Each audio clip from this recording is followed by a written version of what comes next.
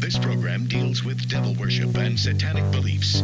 It contains explicit scenes and descriptions of violent crimes and rituals. Americans are asking, who attacked our country?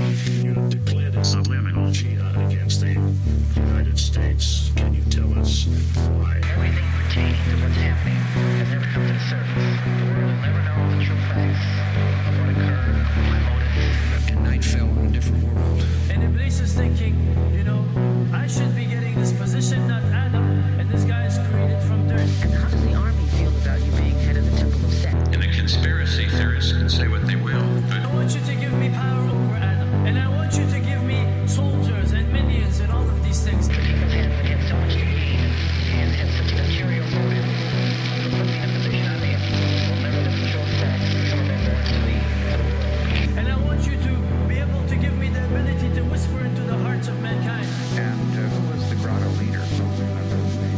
You don't remember the name of a person who involved you in murder? Now they speak for a very high position, yeah? Yes. Welcome back to Subliminal Jihad, episode 112. I'm your co-host, Dimitri. I'm Khaled. And today, we're bringing back another series Yeah. from the mists of 2021. Yes. I guess there's no real rule that you can't start like a million other series like before you finish one, but we had almost completed this. We almost got there. Yeah, and I thought, let's just conclude this while we can. I, for one, kind we'll of like that our series are unfurling in this kind of like exactly. spiral You never of know. interlocks.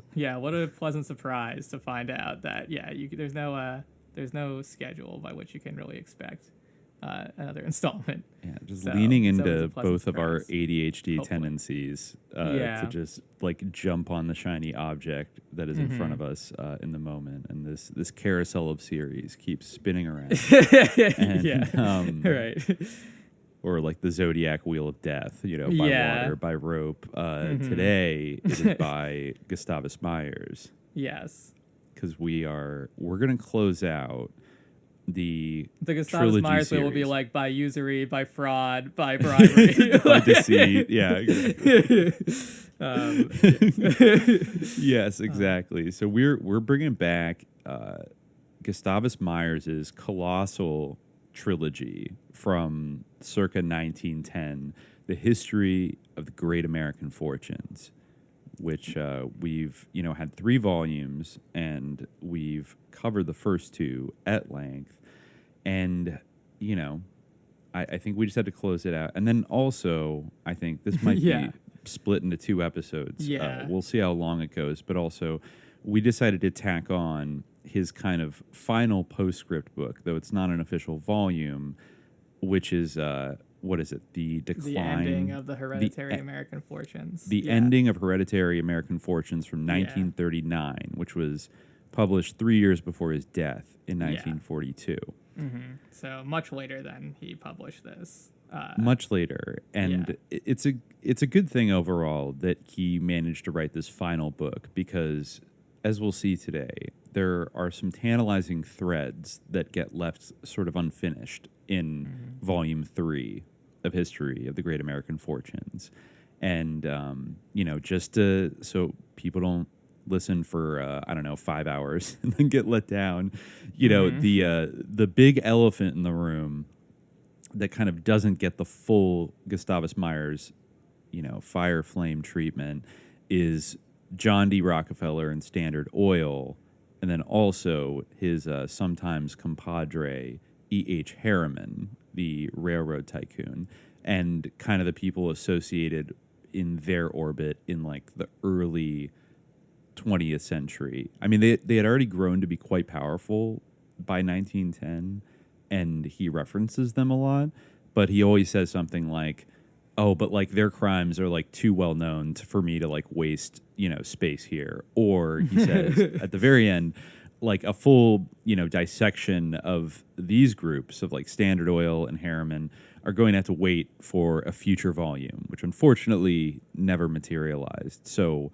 we're left with like a little bit of an incomplete picture of the entire American plutocracy circa like 1910. It also happened. It's interesting that it came out like right at kind of a big turning point in global politics and the economy and everything else. I mean, first of all, one of the people he profiles the most, J.P. Morgan, I think died in 1913. And then, of course, World War I commenced in 1914. And also, the Federal Reserve was established, right? Yeah. I think in either 1912 or 1913. Federal Reserve established. I'm not exactly sure. Yeah, it was 1913. Mm-hmm. Mm-hmm.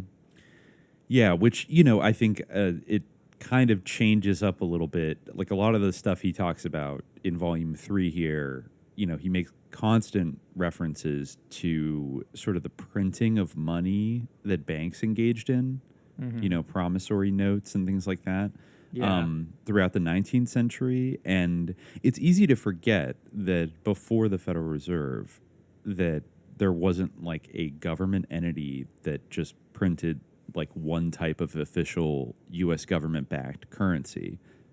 That's what the Greenback Party was all about, agitating for, right, in the late 1800s. Right. There's a lot of like interesting stuff that like happened like in the course. I mean, over the course of the long period of time covered by both these books, like a lot of things. Like there's a whole chapter, I guess, in the ending of the Hereditary American Fortunes about like the direct election of senators and how that was really like a huge thing to like achieve. As well as just he called it like a bloodless revolution. He was actually quite optimistic about it, and I mean, I think maybe a little too optimistic. Looking at how the Senate looks today, where I think like 99 of them are millionaires at least. Yeah, right? he was too optimistic, but it's crazy like how recently that was changed. Like something that you kind of like are prone to forget. Like maybe if you think about it, like like when the American system of government was first designed. The U.S. system of government was first designed.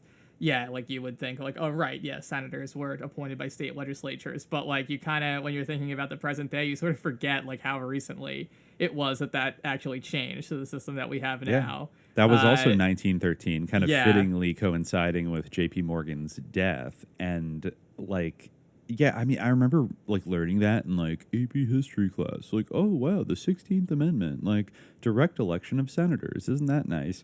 And it kind of seemed like a cool, like, progressive era just thing. But I guess him kind of writing, even in the 1930s, was saying, like, this was a monumental struggle that took, like, decades, basically.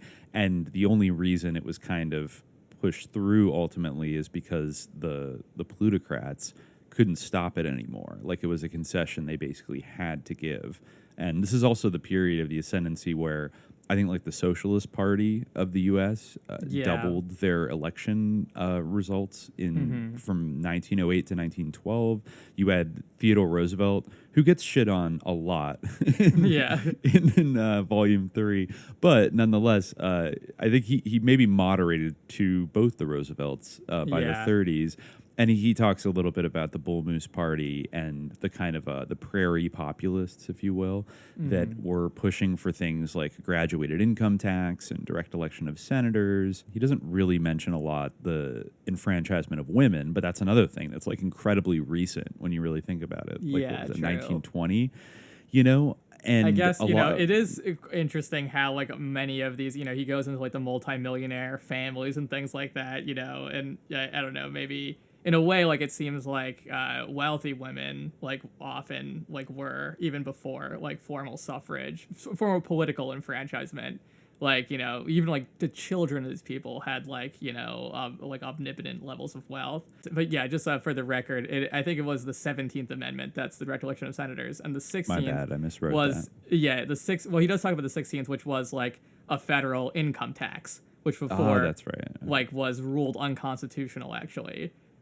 For there to be a federal income tax, and that was like a big battle as well. Yeah, he talks about that too, because nowadays we just think about it as like, oh, and to the extent you ever even hear people talk about the income tax, it's often in this kind of like libertarian, like von Mises kind of way, but like, did you know the Federal Reserve like instituted an income tax and like we didn't even have one? I remember that was like a Ron Paul talking point. No. Like people who liked Ron Paul used to say that like, 10, 15 years ago of like, did you know that like for most of American history, we didn't have an income tax? And it's like, well, yeah, because all the wealthiest people like didn't want one. Like exactly. Fiercely resisted it at every turn. And even the Supreme Court like struck down them. I didn't realize there was one before that passed in 1913 that I think got struck down, I want to say in the 1895 the Supreme Court struck down the income tax that I think was passed.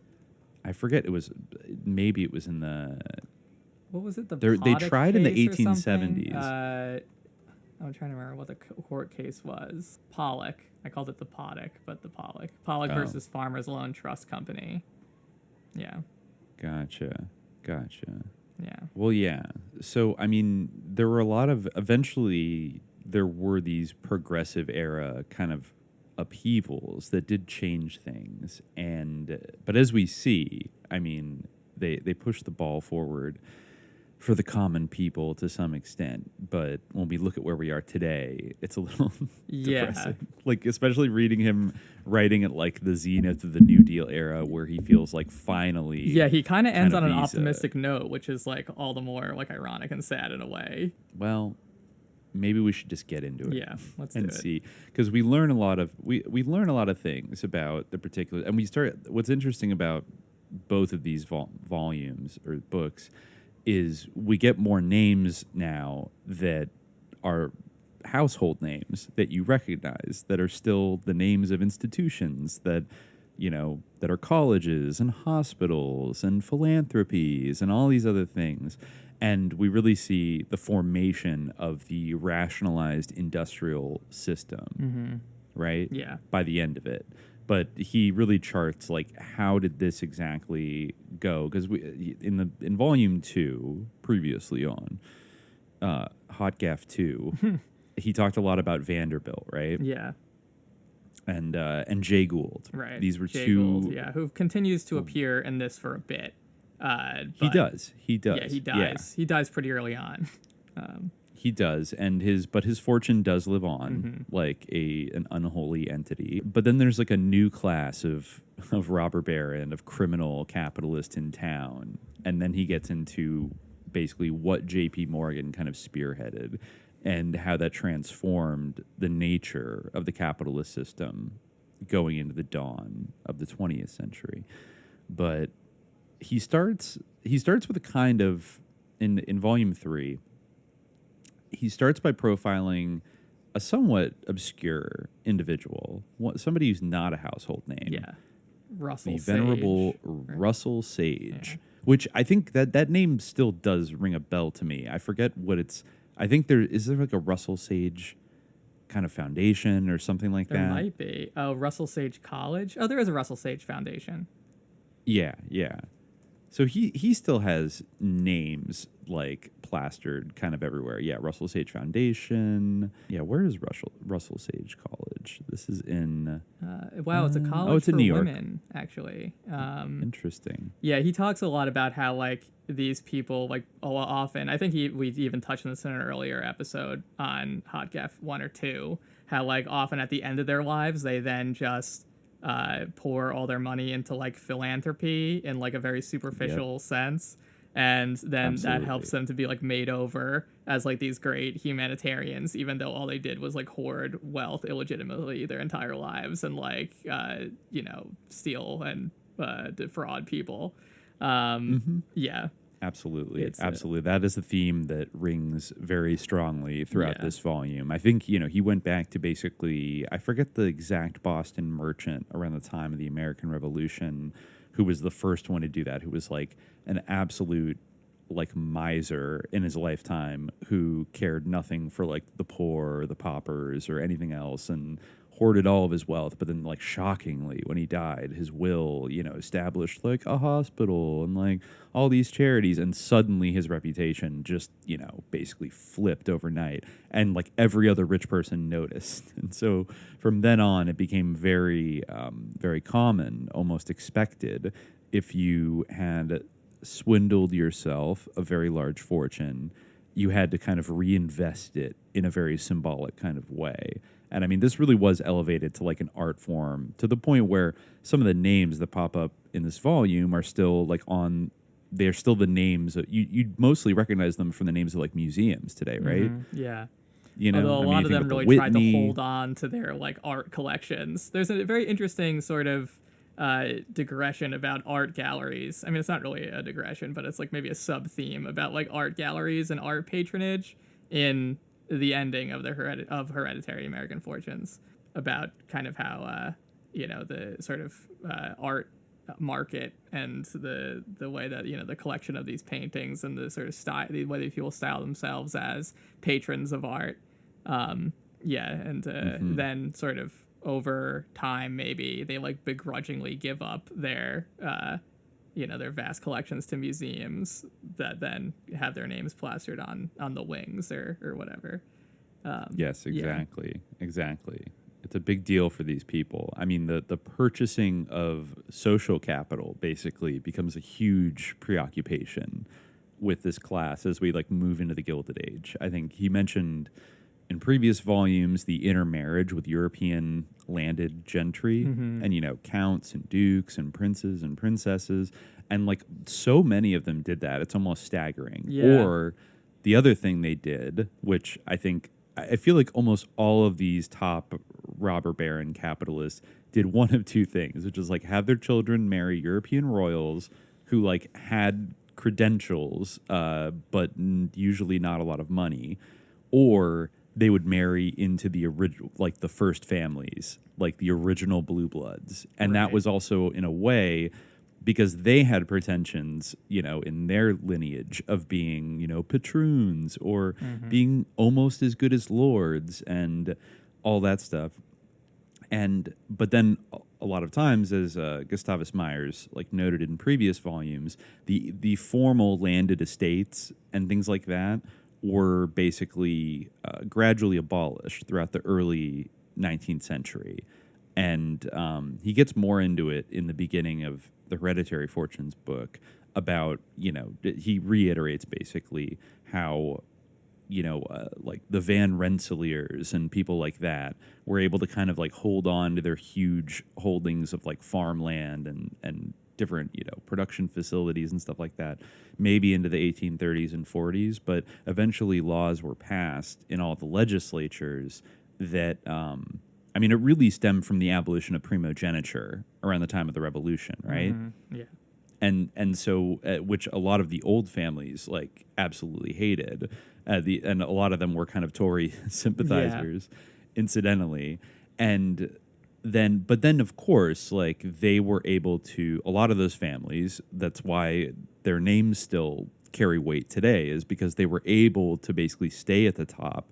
But usually that was through marrying up and coming kind of more like Daniel Plainview types, people like an Astor, who was basically like a psychopathic, defrauding, kind of hard driving merchant who really had like no pretense, or Cornelius Vanderbilt for that matter. It was like a very uncouth, uncultured, hard driving accumulator of wealth. And that was kind of like their chief, and sometimes it seems like their only characteristic, was just their drive for like power, wealth, and control. Yeah. So then they have a need for their business purposes and the longevity of their empires to basically gain some social clout. So then you have that basically happening as well, where you have, I think, one of the Morgans. I was looking at like who the Morgan children married, and like one of them married a direct descendant of John Adams, and like another one married like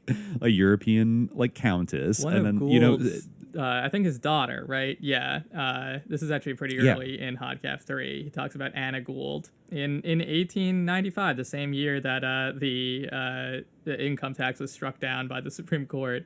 She married the Prince de Sagon. Oh no, she married the Count de Castellane, and she became the Countess de Castellane. And that's also interesting to think about even to this day, that like the descendant, to the extent that they're still players in kind of the world of either like finance or politics, that's often not advertised. That, oh, if you're a Morgan or if you're a Gould or something like that, you're not just descended from Morgan or Gould, but along the way, like every generation since then has been intermarried with like European aristocrats and shit. Yeah.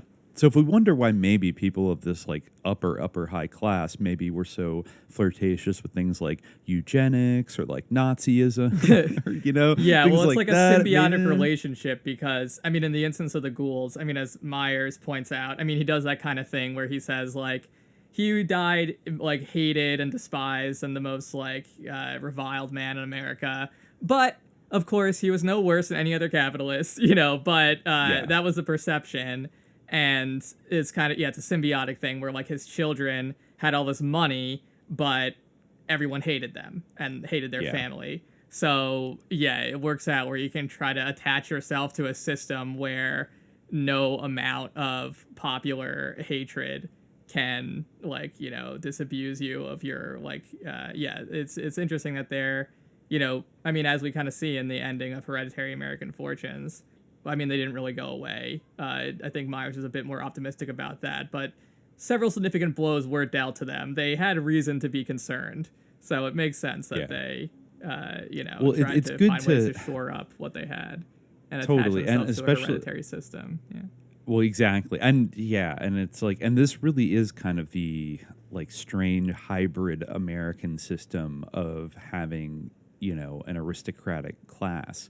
Is like this strange hybrid of like to the manor born like titles and blah blah blah, but also the acquisitive like hyper capitalist urge to like acquire wealth and control you know what I mean? Mm-hmm. So it's kind of particular. It's like this American mutant kind of ruling class that has dominated, but at the same time, I think Myers does a pretty good job of pointing out that like they don't just have kind of uncontested, complete control and like nothing anybody does to counter them ever has any impact. Because he does list along the way that there were a lot of provocations, most of which failed in the short term, but almost like they accumulated over time. You know, think about like the Great Railroad Strike of 1877 and, you know, the Pullman Strike and like all these other, the Bethlehem Steel Strikes.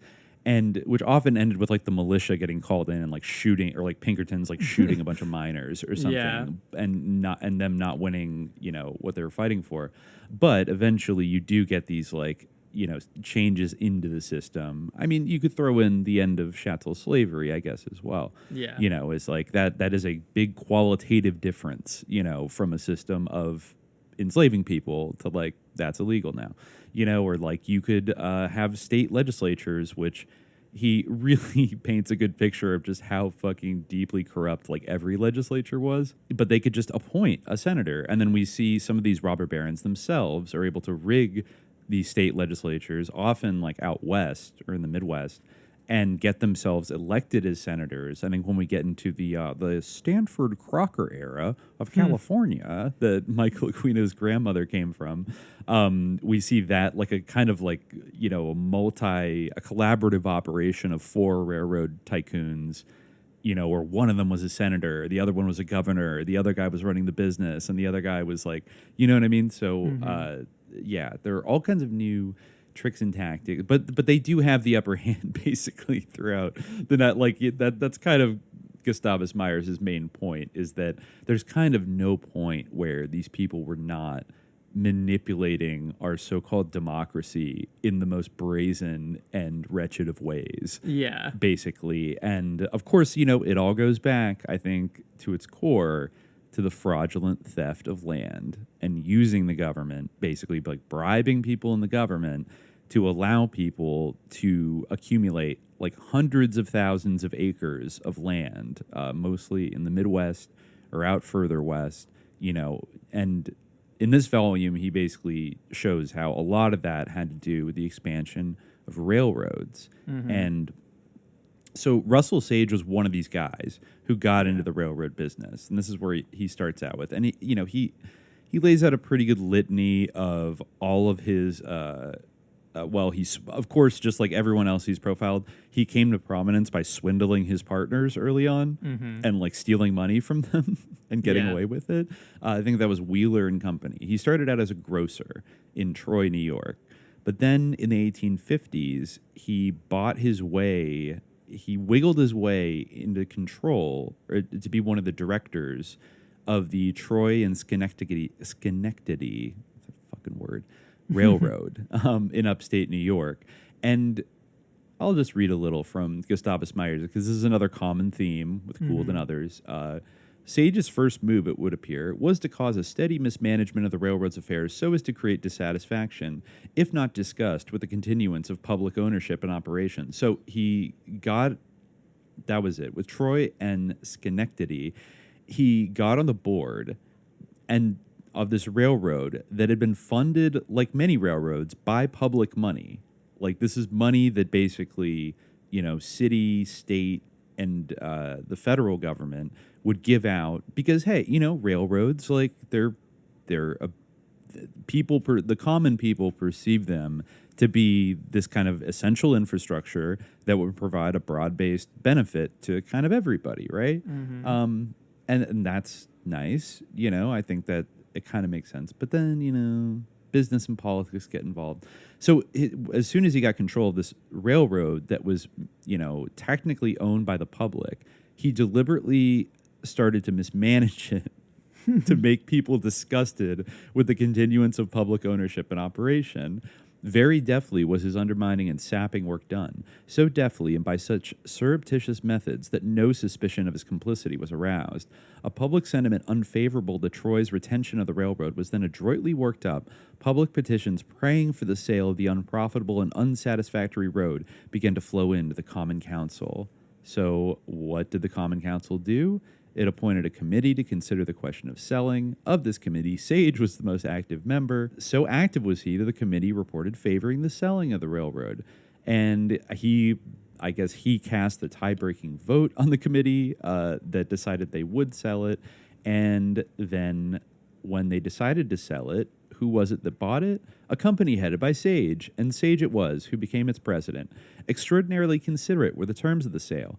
$50,000 was to be paid down, the remainder in 14 years. So that's another theme with all of these railroad people that they would do, is they would get control of a company that like had a railroad, and then they would do some fuckery to basically like drive down the value of it, or throw it into chaos, and then they would convince everybody to sell it to a company that they controlled for kind of like a discount price, or like pennies on the dollar, and then they'd sell it, and then they would turn around with their other company and then sell it to somebody else for like 20 times more than they paid for it. Yeah. And a lot of people built their original fortunes by just this trick of like, buy it for one, sell it for two. But like when I remember reading the first couple of volumes, I was like, wow, that's outrageous. But now I'm just like, oh, just like every single other person that he talked about did the exact like same all thing. fucking did Yeah, this. it's just like, oh, yeah. Yeah, I guess it was just a matter of course for them because,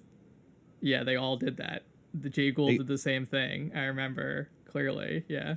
Exactly. And then he started getting involved with the New York Central Railroad, which I guess was going to be like, it ended up being this like huge thing that all kinds of assholes were like getting in on, basically. So he sold the Troy and Schenectady Railroad to the New York Central Railroad combination for $900,000. Myers says, although but $50,000 had been paid for it in cash, Sage and his associates disposed of it not only for the full value of its $650,000 capital stock, but they also received in exchange a premium of 25% on that amount in New York Central bonds. In this formation of the New York Central, $8 million in bonds, all watered down, were distributed as a bonus among the owners of the various railroads embraced in the consolidation. No insignificant portion of the $8 million was Sage's share of the spoils. So that's another thing. Watering down the stock was like incredibly common with all these companies, and it was a way of like basically the owners to like cheat the price and pay themselves, basically. And then he got elected to Congress in 1854 after making a ton of money. And Myers says about this era that this is the era when act after act was passed granting money and land, either openly or by indirection, to railroad companies and giving corrupt powers and privileges of all miscellaneous kinds to other corporations and to individual capitalists. In the 1 year of 1856, exclusive of other years, Congress passed at least 30 railroad land grant acts for the benefit of as many separate railroad corporations. Acts under which these railroad companies obtained the ownership of tens of millions of acres of public land. The corrupt means used to get these acts through proved one of the great scandals of the times and led to the appointment of numerous congressional and state legislative investigating committees.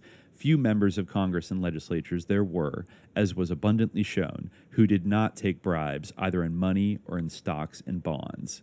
So yeah, there was just like the entire despoilization, just the entire corruption of the Congress. Then he bribes the entire state of Wisconsin, Right. Yeah. in I think a this chapter section is called "An Entire State Bribed" or something. the bribing of an entire state. Okay, yeah. Which happens right after unrestrained fraud and bribery. Right.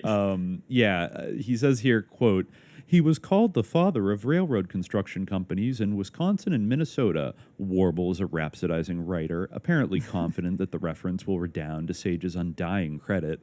What this eulogist prudently omits is an account of how these companies secured their charters and land grants. So he goes on to tell us about like the Minnesota and Northwestern railroad companies that did a bunch of fraud and bribery to get Congress to give it tons of land. And there were a ton of companies like this. And, you know, this is the same time he mentions that Vanderbilt was blackmailing 2 Pacific steamship lines out of $612,000 a year. Remember that big scandal with like the mail ships? Right. Congress reeked with fraud and bribery, of which only slight oozings came to the surface. And we incidentally get, in passing along, a lucid insight into some of the methods of the founders of great fortunes based upon manufacturing industries. Bribery, indeed, was so undeniably rife that as a sop to public feeling, one investigating committee after another was appointed to inquire into charges. So, yeah, he goes on. He talks about William W. Corcoran, a Washington banker. Yeah. You know, during the decades when Gould and Sage were being hotly denounced for their frauds, Corcoran loomed up as a staid conservative banker and a man of accredited most honorable past. He was chief partner of the banking firm of Corcoran and Riggs, interesting, and bequeathed $2 million for a splendid art gallery to the city of Washington. And he also established a home for decrepit old women. Also, Riggs, I'm pretty sure that Riggs is the same Riggs as today's Riggs Bank, which I forget if they were deliberately, they're actually not around anymore. After the exposure of several money laundering scandals in 2005, they were acquired by PNC Financial Services. But that was a bank that many people have talked about in their books. That was another kind of like First American Bank Shares was basically like a CIA bank that a bunch of like sketchballs like Pinochet and others had accounts in, you know, during the Cold War. So, yeah, George Washington Riggs was the founder with... so I guess actually Corcoran and Riggs... Yeah, no, Corcoran and Riggs is Riggs Bank. So this is like the CIA money laundering bank, basically, of the 20th century, was very active in the 1850s doing all kinds of bullshit. So I think what they did is they did a bunch of fraud related to the Mexican War. And there were like payments that needed to be settled between the government of Mexico and I guess certain Americans and or from the U.S. government itself. But I think what they did is they inserted themselves as middlemen and charged like a huge premium for like a completely unnecessary service that nobody needed, basically. And they bribed their way to be given this esteemed job to like be the financial brokers between the U.S. and Mexico. So that's pretty cool. So I guess they've always had an international profile. Yeah, and that was the result of the Hidalgo Guadalupe. Yeah, exactly. Yeah, the Treaty of Guadalupe Hidalgo was what Mm-hmm. they were kind of involved in settling. So yeah, they did that, and right, they had to pay out. What was the stipulation? They had to pay out like certain amounts. I'm trying to look here. The United States is to pay $15 million to Mexico or pay off the claims of American citizens against Mexico up to $5 Oh million. yeah, and then they ruined this guy Gardner, who then committed suicide. That's another really common thing. Is like they just like ruin other people who then kill themselves very extravagantly. Yeah, that is definitely Yeah, they were recurring forging theme. affidavits and stuff. Yeah, the Great Swindle. Yeah, Mexico needed money badly and proposed the United States to pay it directly to the Mexican government without the intermediary of banking houses. Green charged that Corcoran bribed Thomas H. Bailey, chairman of the House Committee on Ways and Means, so to misrepresent Mexico's proposition and manipulate matters that the firm of Corcoran and Riggs should be made the middleman of the transaction. Bailey charged Green held a control over the appropriation bills, in most of which Corcoran was directly or indirectly interested. Corcoran thus obtained the handling of the indemnity funds and made a profit of about $500,000 from the transaction. It's a lot back then, damn. And a select committee of the House of Representatives made a show of investigating the charges against Bailey and reported on August 3rd, 1854, a case of not proved. Yeah, and then he talks about the Gardner swindle. Yeah, and then Gardner ended up kind of being like the fall guy for it, and then he killed himself while being indicted for perjury. Right. Yeah, so that's wonderful. And nobody else was punished, of course. And the committee exoneratingly whitewashed Corcoran. It's amazing that he was able to make so much money over just through insinuating himself in between what seems to be a fairly simple transaction. It's amazing. Just a payment of money. It's no, I need to manage this. It's literally satanic. It is true. It provides literally no value. It's literally parasitic. It's the epitome of usury. He's not wrong to describe it as such. Yeah. So I'm trying to wrap my head even around the mechanics by which this is even possible. He doesn't really properly describe exactly how it fucking happens. How do you just shave $500,000 off the top of handling indemnity funds? What? I mean, I think that's the thing when you're dealing with big sums of money like this, you know, skimming a little off the top. It's not even skimming because you just add it to the balance, or you claim fees or something like that.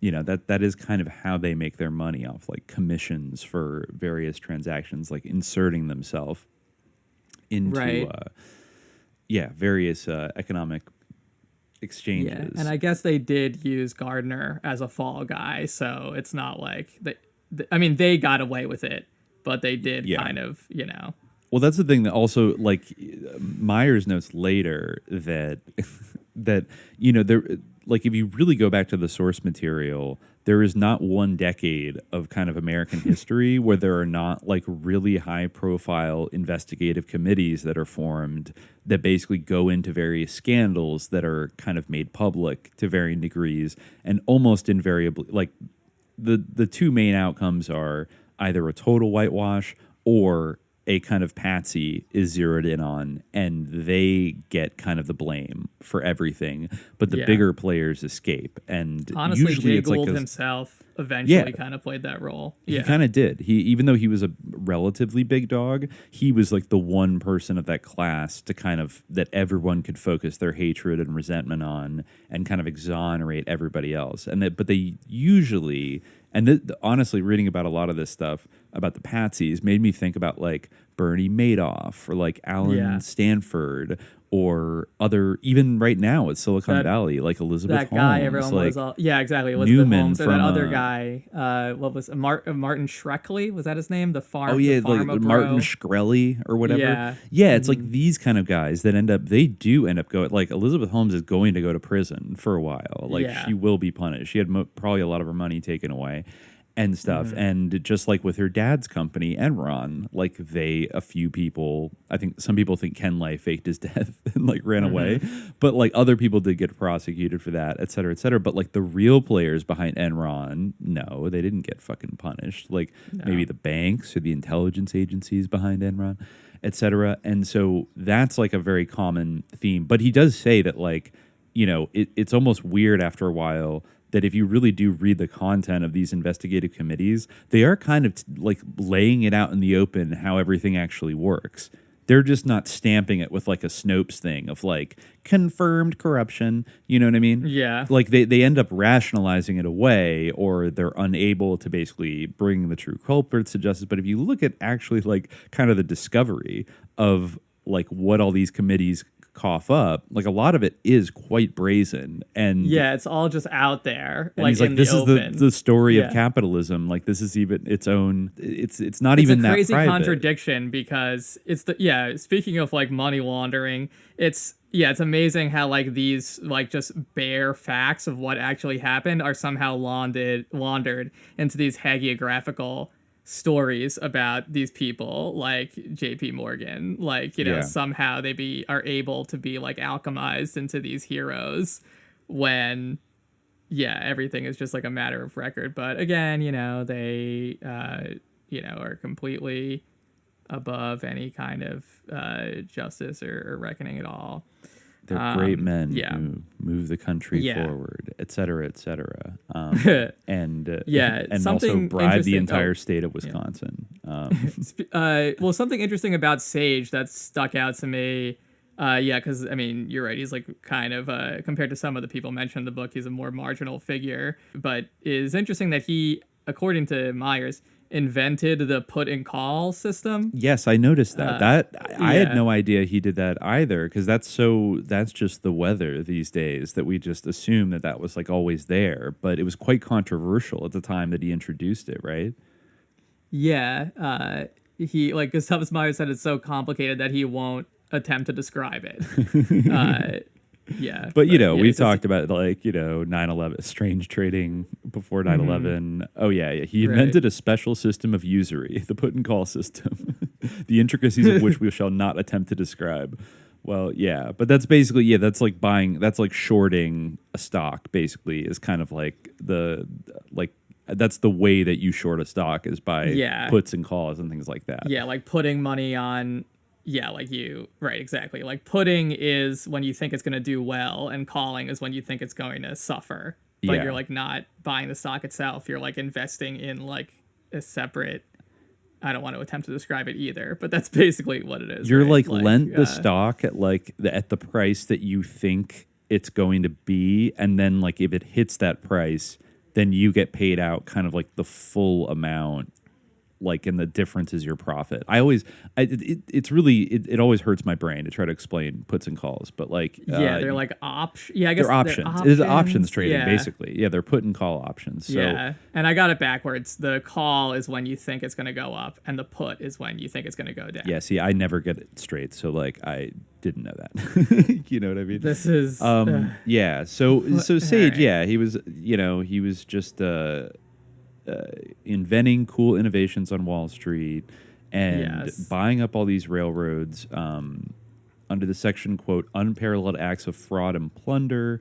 It reported, the Joint Legislative Committee of Wisconsin reported that for the passage of the Land Grant Act of 1856, $175,000 in bonds were distributed among 13 specified senators, the individual bribes of whom ranged from $10,000 to $20,000, that $355,000 in bonds had been given in bribes to 70 specified assemblymen, an average bribe of $5,000 each, that $50,000 in bonds were given as a bribe to Coles Bashford, governor of Wisconsin, and $16,000 to other state officials, and that $246,000 had been variously paid out to certain specified editors and to other persons of influence.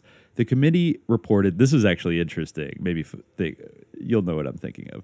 The committee reported that the bribers used a secret written code in order to conceal the evidence of bribery. This code, however, was revealed.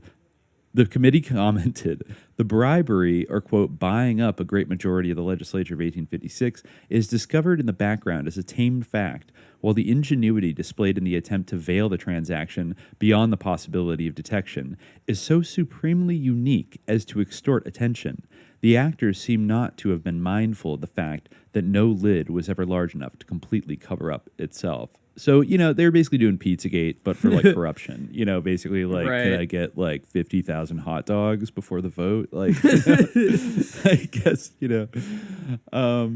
That was Yeah. Oh yeah, this is also an interesting footnote here, because this is how one way of how they did it, of buying up all this land corruptly. Of the corruption and fraud in the case of the Milwaukee and Superior Railroad Company, an investigating committee reported that many of the farmers in Milwaukee County and other parts of Wisconsin had mortgaged their farms in order to raise money for the purchase of railroad stocks. These farmers, quote, were anxious to aid in the construction of a road which they supposed would benefit themselves and the public generally. Many were Germans, quote, confiding, unsophisticated men. The committee continued, a swarm of these vultures, known as stock agents, were sent out amongst the people, and as the result shows, from the evidence herewith, many poor and worthy men have been robbed of their all, and unless some relief is extended to them in some way, will soon be deprived of their houses, if said mortgages are of any legal effect. So cool. They just robbed a bunch of German immigrants and made them lose their houses. I believe there was no relief coming their way. It's another theme that Myers points out a lot, is that, you know, like these things like unemployment insurance and stuff like just did not exist, you know, until the 1930s. Right. So every time there was a panic, which there basically was every like 8 to 10 years, constantly, yeah, like millions of people would be unemployed, and it was basically up to like religious charities to like keep them from starving to death.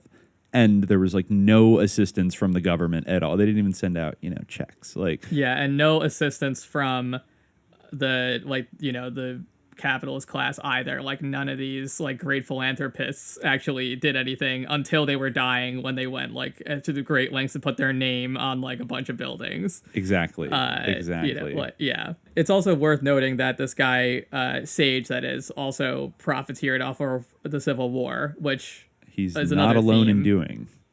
Yeah, right? It seems like most of them did do this. I mean, we talked about Commodore Vanderbilt in the past episode. But he it's again talks about Wisconsin and Minnesota. You know, was talking about his put and call system. Now could be seen what he was doing with the millions that he was stealing in Wisconsin and Minnesota. Ordinarily, he would loan money at high enough rates, but in times of panic and Wall Street squeezes, again, you know, exploiting these constant panics that were created by the predations of these people themselves. So in times of panic, he demanded and received as much as 2% a day, or 60% a month. Friends or enemies, it did not matter. All alike had to pay the enormous interest that he exacted if they desired a supply of ready money, which he always kept on hand, and thus save themselves from defaulting on contracts and so going into bankruptcy. He was one of that eminent constellation of patriots who hoarded gold when it was most needed to carry on the Civil War and refused to loan it except at the most incredibly extortionate rates. Amazing patriot. Yes. Amazing great patriot. hero. Yeah. And he, I don't know if you mentioned this, but he eventually like kind of teamed up with Jay Yeah, Gould. I was just like, going to get to that. Sort of friends. It says Sage had met Gould in Troy, New York, and had removed to New York City. The two men, says the effusive biographer heretofore quoted, made an impression upon each other, which afterward deepened into a friendship famous in financial history. Famous or infamous, whichever way you prefer to view it.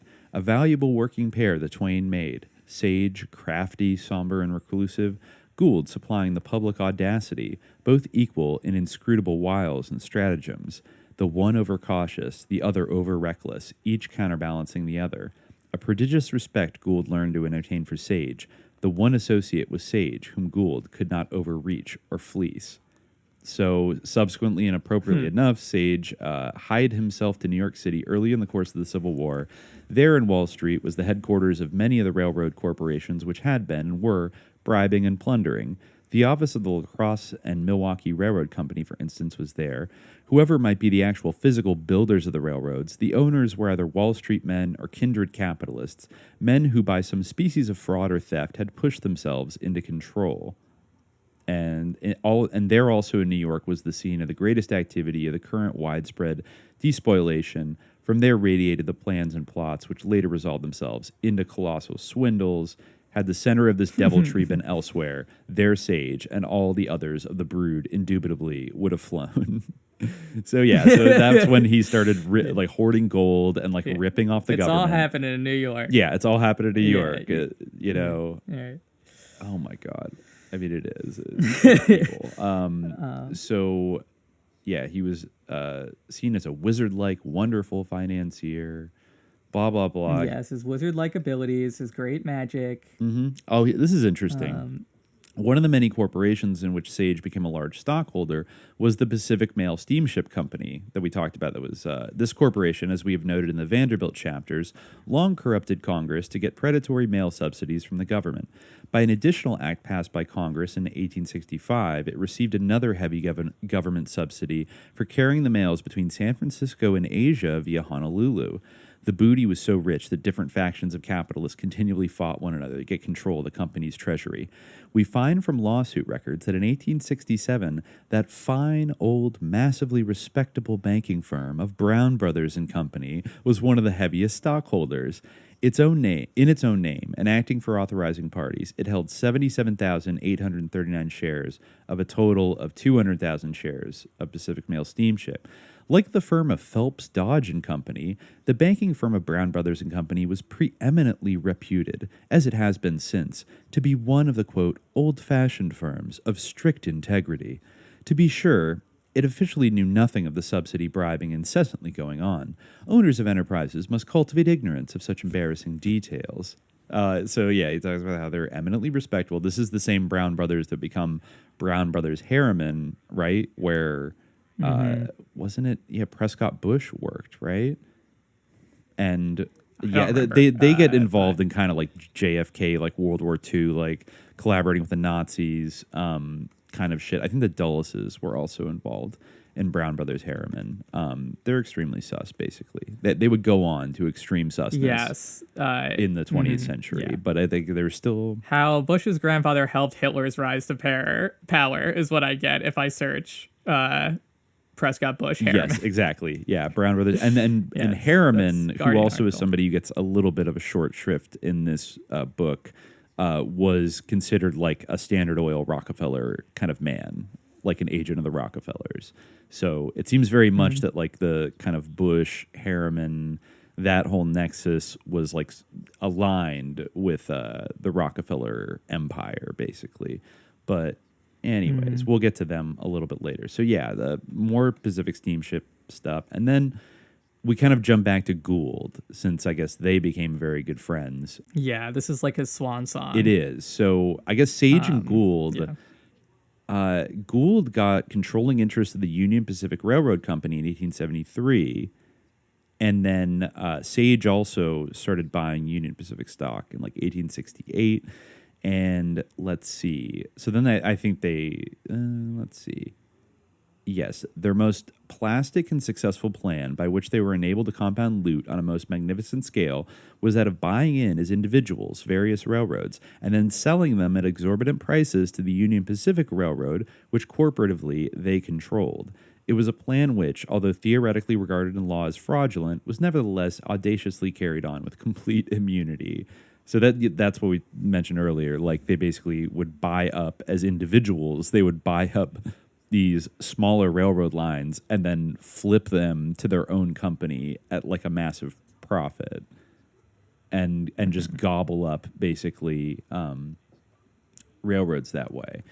So with its extraordinary, this is a great opportunity for fraud, is the section. With its extraordinary opportunities for self-enrichment on a great scale, this plan was one commonly practiced by the puissant capitalists of the times. It had not by any means originated with Gould and Sage. Other railroad capitalists had richly profited by it. So thoroughly has it commended itself as one of the simplest and most effective means of transferring wealth, that a long succession of magnates have consecutively availed of it to this very day. 3 generations of Vanderbilts have repeatedly demonstrated its value.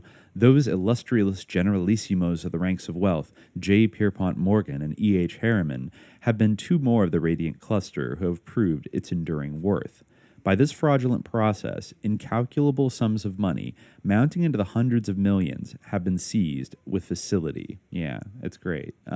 So they just played that little like 3-card Monte trick. They just kept gobbling. But he does say here, this is an interesting note that, you know, kind of sounds like a very like a dispassionate Marxist kind of take. But Myers says, reduced to simple language, this plan is authoritative confirmation of the truism that none but the mighty rich have the means to engage in a great campaign of theft. Yet to focus attention upon the frauds of these particular capitalists without inquiring into the good work which at bottom they are doing would be grievously one-sided and misleading. Notwithstanding their prodigious frauds, Vanderbilt and Gould and all the other masterful capitalists were, without being conscious of it, performing a great evolutionary service of the highest importance. It was they who were among the leaders in consolidating and centralizing transportation and industrial utilities, in effacing the old wasteful competition and the warfare of the little capitalists, and in establishing an era of systematic, concentrated private control. It was done despite statutory law and judicial decisions, in spite of every obstacle, for it had to be done.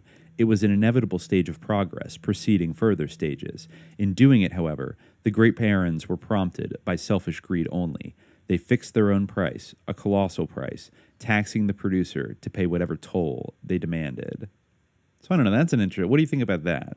That yeah, objectively they became these sort of like agents of progress, even though by no means like in a way that like should redound to their credit because they were doing it extremely selfishly. Yeah. But nonetheless, what is his rationale for like how that concentration of power is good? Just because it eventually like heightens the contradictions of capitalism and leads to maybe like an I think maybe he's looking at it in the similar kind of, it could be that, or it could be maybe he's looking at it the way like maybe Marx looked at the Civil War, which is that yes, like the northern states in the Union are bourgeois, and like a lot of this war is being clamored by like industrialists and like, you know, merchants and bankers and stuff in the north, but they are basically extinguishing a retrograde kind of system of economic production, chattel slavery, that like needs to be wiped off the world stage. So critical support for Lincoln, you know what I mean? But then that's one thing to say that about slavery. The other thing to say about the Gilded Age, I mean, I don't know, I could almost see, I guess maybe what he's getting at is, you know, reading the passage here, he's saying that like in centralizing like the utilities, that could allow them to be like better managed, like when nationalized, for example, people. Yeah, exactly. Of course, we're still waiting for that to happen, but exactly, it does make you think kind of like, well, if you look at like the Soviet experience in the 1930s, I could almost imagine like a confident like Stalinist economist or something like giving a lecture that is like, now of course, like notwithstanding their prodigious frauds and the fact that they're like evil vipers, Vanderbilt and Gould, like objectively provided, you know, this innovation that now we are going to take because we're in control of everything, and we're going to build a rationalized system of like central planning, et cetera, et cetera. Like, would you have kind of 20th century, really any kind of central planning, but specifically like socialist central planning, without the audacious kind of a criminal system that was set up by like J.P. Morgan? Yeah. I don't know. I mean, or did you have to get to that stage to get interesting, to like the reaction to it, or the correction, so to speak? Yeah, I wonder. I almost feel that like this is something that I feel like we've talked about a bit before, where Marx himself was pretty vague about like what communism would actually look like, like sort of what we think of as like the orthodox Marxist theory of like, you know, communist economics and that type of stuff. Like, you know, that's all kind of post-Marx. So his actual vision of a communist society isn't like, you know, very detailed. Sure. That's why I'm jumping to like the 1930s when people were concretely trying to build something on like, you know, socialist or Marxist principles, but using the same kind of centralization, through economic planning and things like that. And also through like revolution, which is not really something that Marx envisioned per se. Revolution? Or maybe he did, but at like a point of like a development that like, you know, would eventually be reached that would kind of like naturally happen. Like the idea of a revolution like, you know, that Lenin undertook, that wasn't like a strictly Marxist vision. Well, maybe not in the way that Lenin did it. Yeah, because Lenin theorized, built his own kind of theories atop Marxist theories, and other people, I guess, took it in other directions. The Kautsky. Yeah, I think that like the the Marxist, like the actual Marxist actual vision is a bit more teleological, where it's like kind of an inevitability. And that like type of communism that might emerge from just like allowing capitalism's contradictions to become intensified and then develop into like something after capitalism or something post-capitalist, I feel like that might not be good, whatever it is.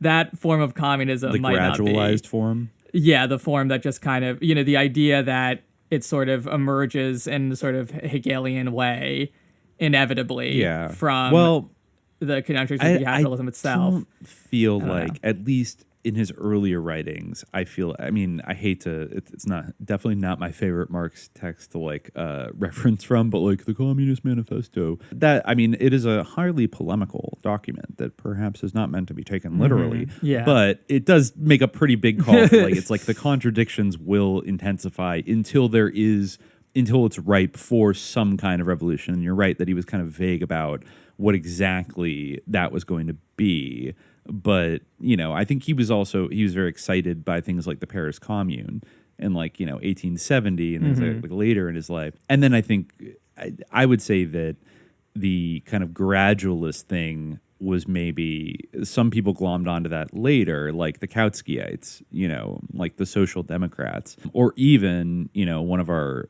emerging bugbears like the Fabian socialists in Britain, who I think are very relevant to talk about because those, in a lot of cases, those were kind of members of the bourgeois class that around the turn of the century started to flirt with certain kind of socialistic ideas, but often in this kind of way of like kind of looking at what like J.P. Morgan was doing and thinking, oh, well, that's the way of the future, obviously, is going to be rationalization. But then it's like you fast forward a couple decades into that whole thing and you have like Aldous Huxley like coming up with his like, you know, transhumanist dystopia, you know, and like all this eugenic shit and et cetera, et cetera. It spins into like weird directions in the 20th century. So I think you're right to be a little bit like sussed out by like, oh, it just inevitably is going to like blossom into, I mean, that's what Kautskyites have been saying for over a century, that,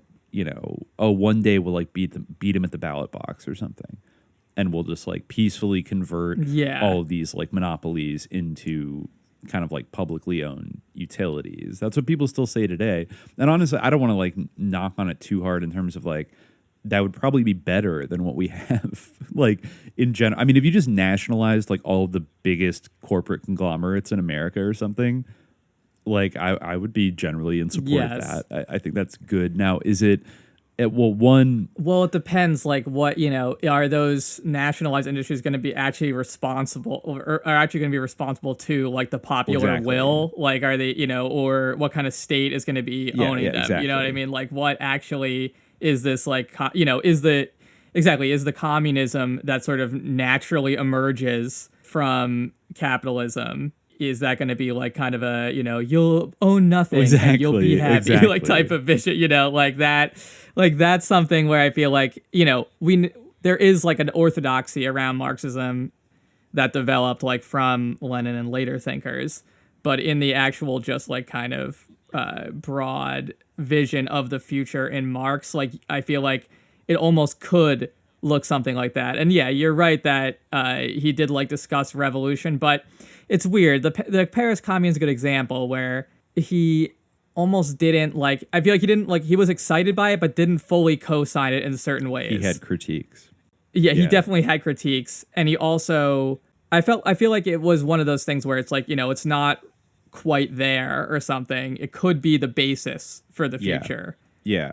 But not where, you know, it's not really well, I mean, ready but or something. The Leninists would say Marx was right, and then like 50 years later, it was ready, and then there was a version. There was the like, you know, the Leningrad, the St. Petersburg Commune or whatever, you know, and then that one actually did, given the circumstances and the maturation of the kind of movement and everything, it actually did succeed, et cetera, et cetera. But you know, without getting too gone on that. I mean, it is interesting. Yeah, and I think that, to be fair, part of Marx's critique of the Commune was that they weren't revolutionary enough or like aggressive enough. They tried to have a temporary autonomous zone, and then they tried to occupy, and then they got crushed eventually. Yes, exactly. You got to go They, hard or go home. If you come for the king, you best not miss, kind of thing. Exactly. They were too pacifistic in which some is ways, a mistake that Satan himself, Vladimir Lenin, would not repeat. He just had to, the only way to win is to embrace being a bad guy and become Jokerfied. I guess that's what the bourgeois press wants us to think. But we can maybe return to that later when we start talking about J.P. Morgan because we're still in the era of like primitive dog eat dog competition in the early part of the Gilded Age, right? With these railroads just scamming and looting and bribing and all these other things. Myers mentions here the difference between stocks and bonds, which honestly it's like I kind of know, but every time I hear people talking about bonds, I'm just like, oh yeah, bonds. But like, you know what I mean? Like it is. Maybe it's important to like state the difference because bonds were a big way that these people scammed and paid themselves and bribed other people. So, just for any who don't know, Myers says, inasmuch as technical financial terms often present mystifying difficulties to the unaccustomed, a definition of stocks and bonds may not here be out of place. The more appropriately so, since it will explain how the manipulators of railroad and other property constituted themselves both shareholders and creditors. If they desired a railroad to be on a paying basis, they, as stockholders, took its dividends. If it suited their ulterior purposes to bankrupt it, they, as bondholders, could foreclose and buy it back at a bargain price. In the phrase of the street, they could, quote, play both ends against the middle. Bonds and stocks, although both classed as capital, differ in certain salient respects. Bonds are certificates of indebtedness theoretically issued to those who have made loans to a corporation and can be effaced upon payment of the principal. Stocks, on the other hand, are certificates of ownership theoretically issued to investors. By their nature, they are in law perpetual. In brief, then, the stockholders are the owners of a corporation, the bondholders its creditors. So by owning like the debt certificates of various corporations, you could do all kinds of powerful shit. You could bankrupt the corporation, you could do all kinds of wonderful manipulations. Oh, here's the other thing. There was something called the Huntington letter scandal. I think we might have talked about this I don't know a little if we bit. talked about Huntington before, but this is kind of just after a section called Vast Areas of Coal Fields Stolen, because I guess like Gould got so much land for the Union Pacific. Myers says the resources expropriated by Gould and by his descendants cannot be expressed in money terms. For example, the enormous coal deposits expropriated from the people, who can say what their exact money value is? The Interstate Commerce Commission announces that practically the entire coal supply of Oklahoma, Utah, and Wyoming is owned and monopolized by the Gould Railway System, principally by the Denver and Rio Grande Railroad, which was one of a number of Western Railroad lines that Gould held onto and bequeathed to his children. Behind the thin formalities of obtaining these lands lay a long path of fraud, perjury, and violence. According to the Interstate Commerce Commission's report of 1908, they described how for 40 years or more, Gould and other railroad corporations have employed dummy occupiers, mainly women, to file fictitious entries on public coal lands and then have had the claims transferred. An inexpensive method it has been, ridiculously easy to get much for little. The dummy occupiers were paid $50 or $100 each to do their fraudulent work. And if a coal or oil deposit could not be obtained by fraud, then, if the numerous testimony taken by the Interstate Commerce Commission is correct, force was used to oust such individual occupants as had lawfully acquired the land. So they'd like send in agents to like kill people, basically, if you didn't give up your land to Gould. So like literally terrorism and theft, which is really cool. And let's see. Okay, the Huntington letters scandal is kind of interesting. These were the letters of Collis P. Huntington, a railroad magnate, one of the California Four railroad bosses. So he had these letters written in 1876 through 1878 A furious competition and corruption was in progress at Washington, and Huntington wrote unreservedly of it. So I guess there was a scandal that resembled the Credit Mobilier swindle, which I feel like he doesn't talk about it. He references it constantly. Maybe he thinks it's like so notorious that everybody knows what it is at that time. But that was a big deal, right? That was like European, like a French bank got ripped off for like financing all these railroads, and it was all kinds of bullshit. So I guess Huntington like somehow these letters got leaked, and it spilled all of these like, you know, basically huge, just like double dealing, fraud, blah, blah, blah. Vanderbilt gets blackmailed and outgeneraled. Okay, this is actually, this is interesting here. This is a company I'd actually like to look more into one day. It doesn't get talked about a lot, but it's very important. So in looking about for new properties to add to their possessions, Gould and Sage, when sacking the Union Pacific Railroad, decided that the Western Union telegraph system should be theirs. Any other set of capitalists would have hesitated long before venturing such a plan, for that company, the strongest of all the telegraph companies, was controlled by William H. Vanderbilt, the richest capitalist in the U.S. Gould and Sage were not at all deterred by the prospect.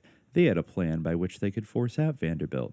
It was none other than the species of blackmailing scheme which they had used to coerce the Kansas Pacific directors, a scheme which Vanderbilt himself had employed and which competing capitalists had used against him.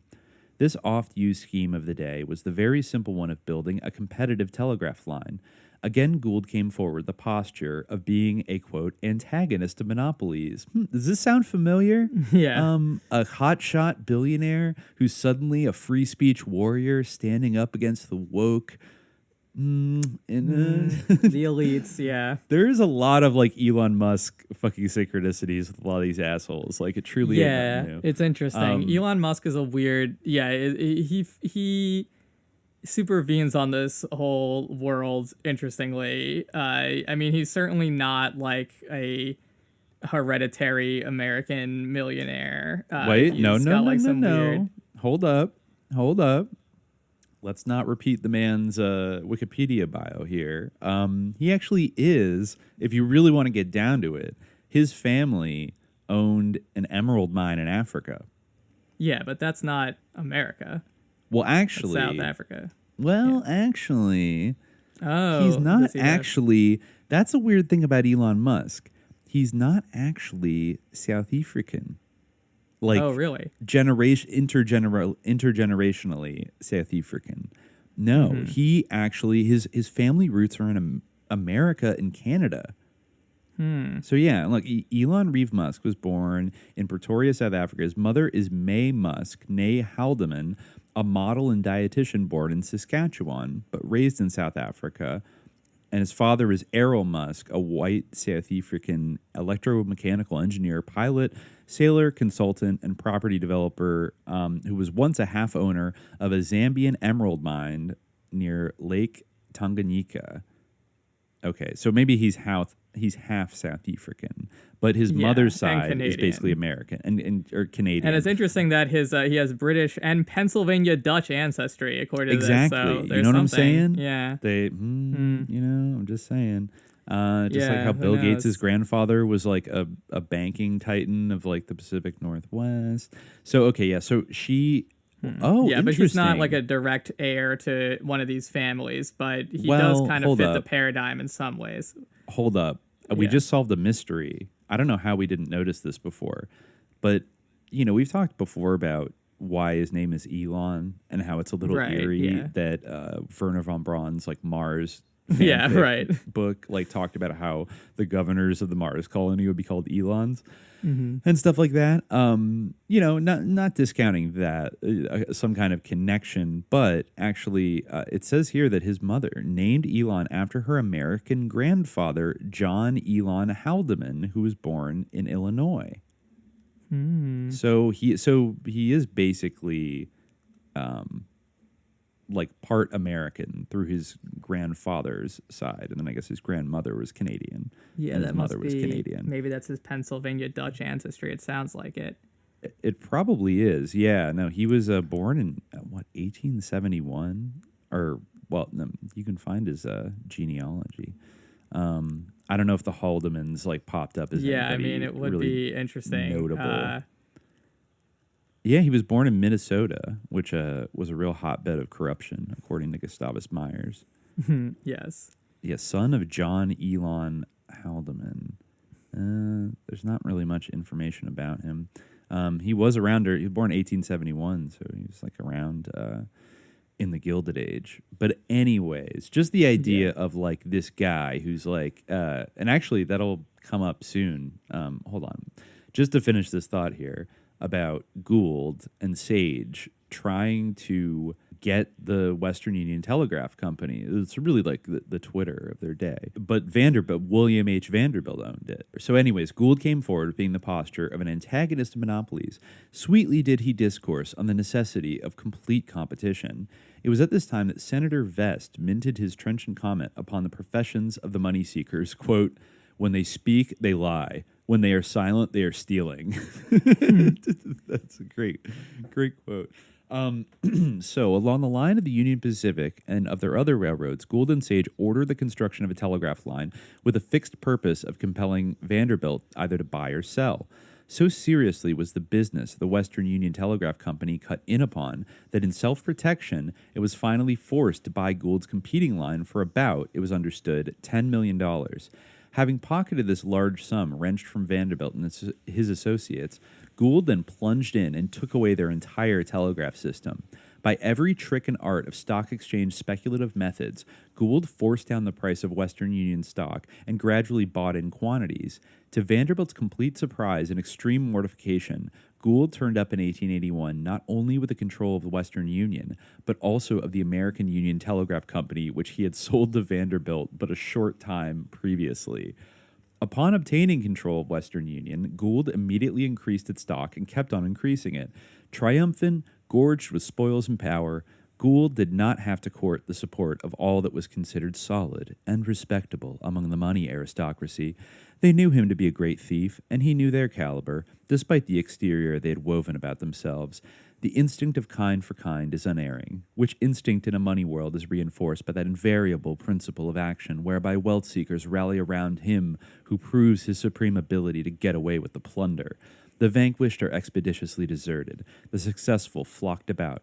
Such fellow kings of wealth, such as John Jacob Astor, J. Pierpont Morgan, Collis P. Huntington, and others, were among the noble array to be found on Gould's board of directors.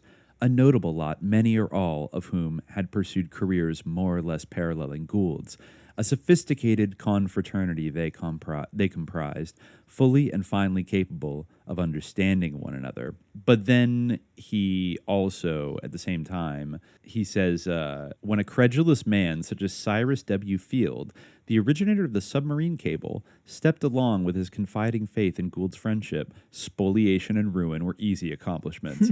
Field was simple enough to believe in Gould, only after Gould had mercilessly squeezed his wealth out of him and had turned him adrift a bankrupt, did Field, too late, begin to realize that friendship had no place in the competitive whirligig. Field had little reason to whine over his misfortunes. The wealth that Gould tore from him was the product of a series of frauds, in the results of which he was very willing to share. I just want to note there, kind of interestingly, they talk about the board of directors of Western Union. I've been doing a little digging around that board last year, I think when we were doing the earlier Hot Gaffs, and I think I identified that there were a couple interesting individuals, I think in like 1903, that were on the board of Western Union, including, if I recall correctly, Richard Bissell Sr., who the father of Richard Bissell Jr. of CIA, Bay of Pigs, maybe JFK assassination fame. Yeah, so I don't know what, that's just kind of, and he was also, by the way, I think the president, the father was, of the Hartford Fire Insurance Company. I think at the very same time.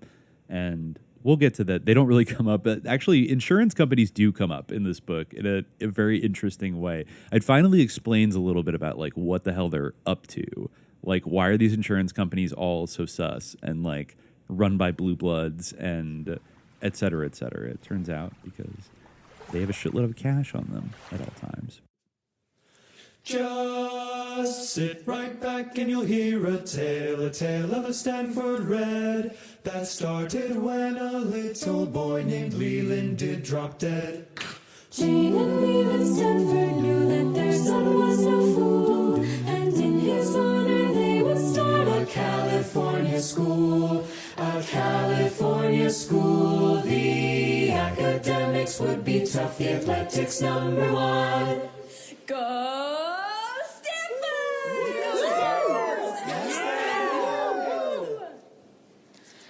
As prestigious as Harvard,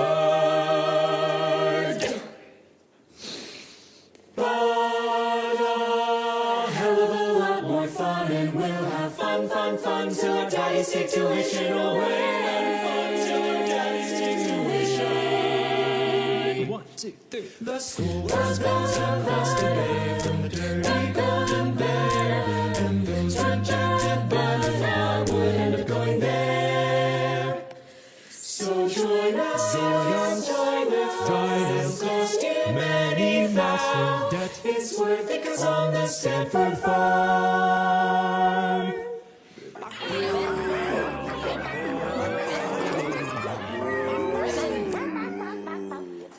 It's always alright now, baby, it's alright now. Now, before we move on from Gould, the last thing I want to read that Myers writes down, because it also, I think, ties into the whole Elon Muskiness of it all. Mm-hmm. Let's see. I wrote it down as Gould psyops.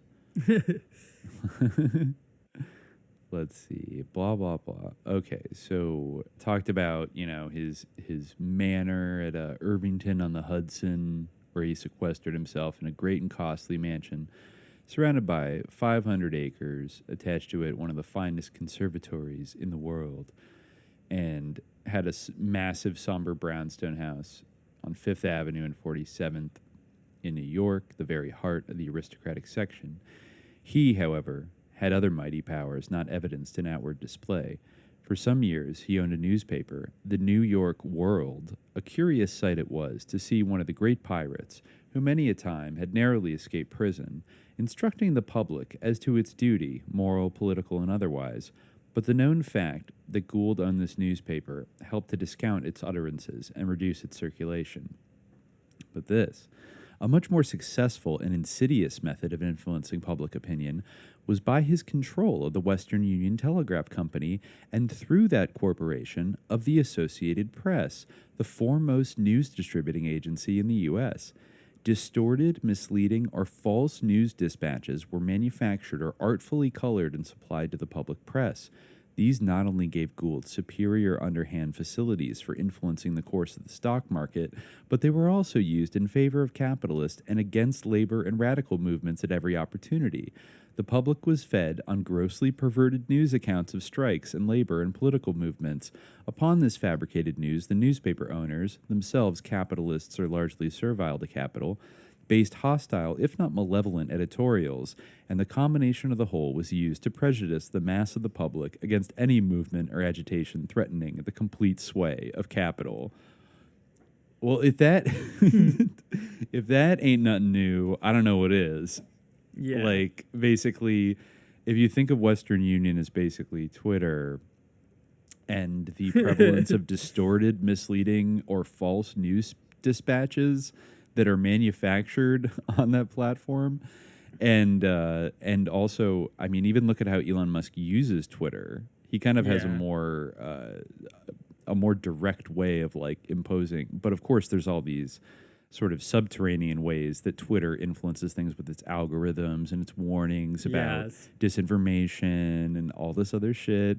So it's like, it's the same kind of tool and tactic, just it's way more complex now. It's so interesting. Yeah, I assume you saw that clip of like Mia Brzezinski saying like, he can control what people think, and that's our job, right? Like, the daughter of Brzezinski would know. Yeah, exactly. Yeah. But I mean, it was so funny, but it's true. It's interesting that like, there really is like this, Twitter is something that is like so, I mean, it almost has like a veneer of triviality to it, like, and it's even baked into the name itself, you know, that it's like, oh, it's Twitter, you know, it's just chatter, it's meaningless, you know, like, but we've seen like how cable news, like, you know, has like totally been captured by Twitter in so many ways. Like, I remember, do you remember watching like CNN or MSNBC like years ago in like the early Obama era? Because I was just thinking about this the other day,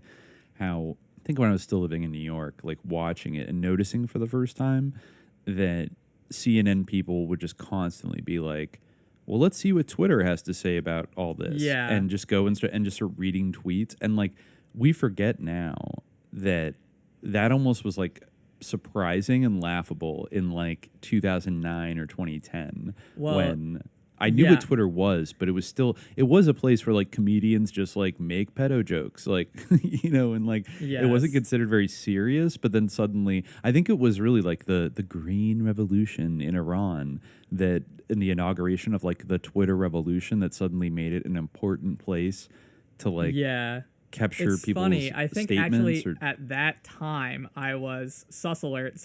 I was an intern like at CNN. But not actually at CNN, at HLN.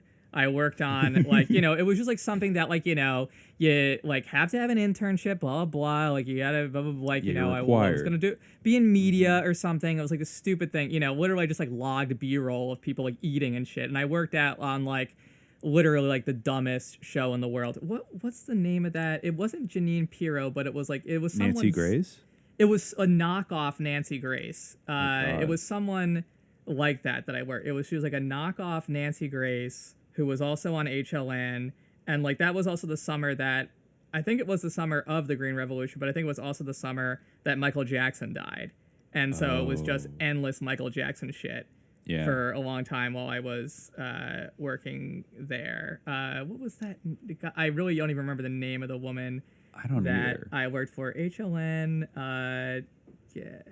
Gabby Petito? I think that was it. No, Gabby Petito's the girl who got murdered in like Utah. Oh, that's what came up when I typed HLNGA. I think it was something with a GA. What?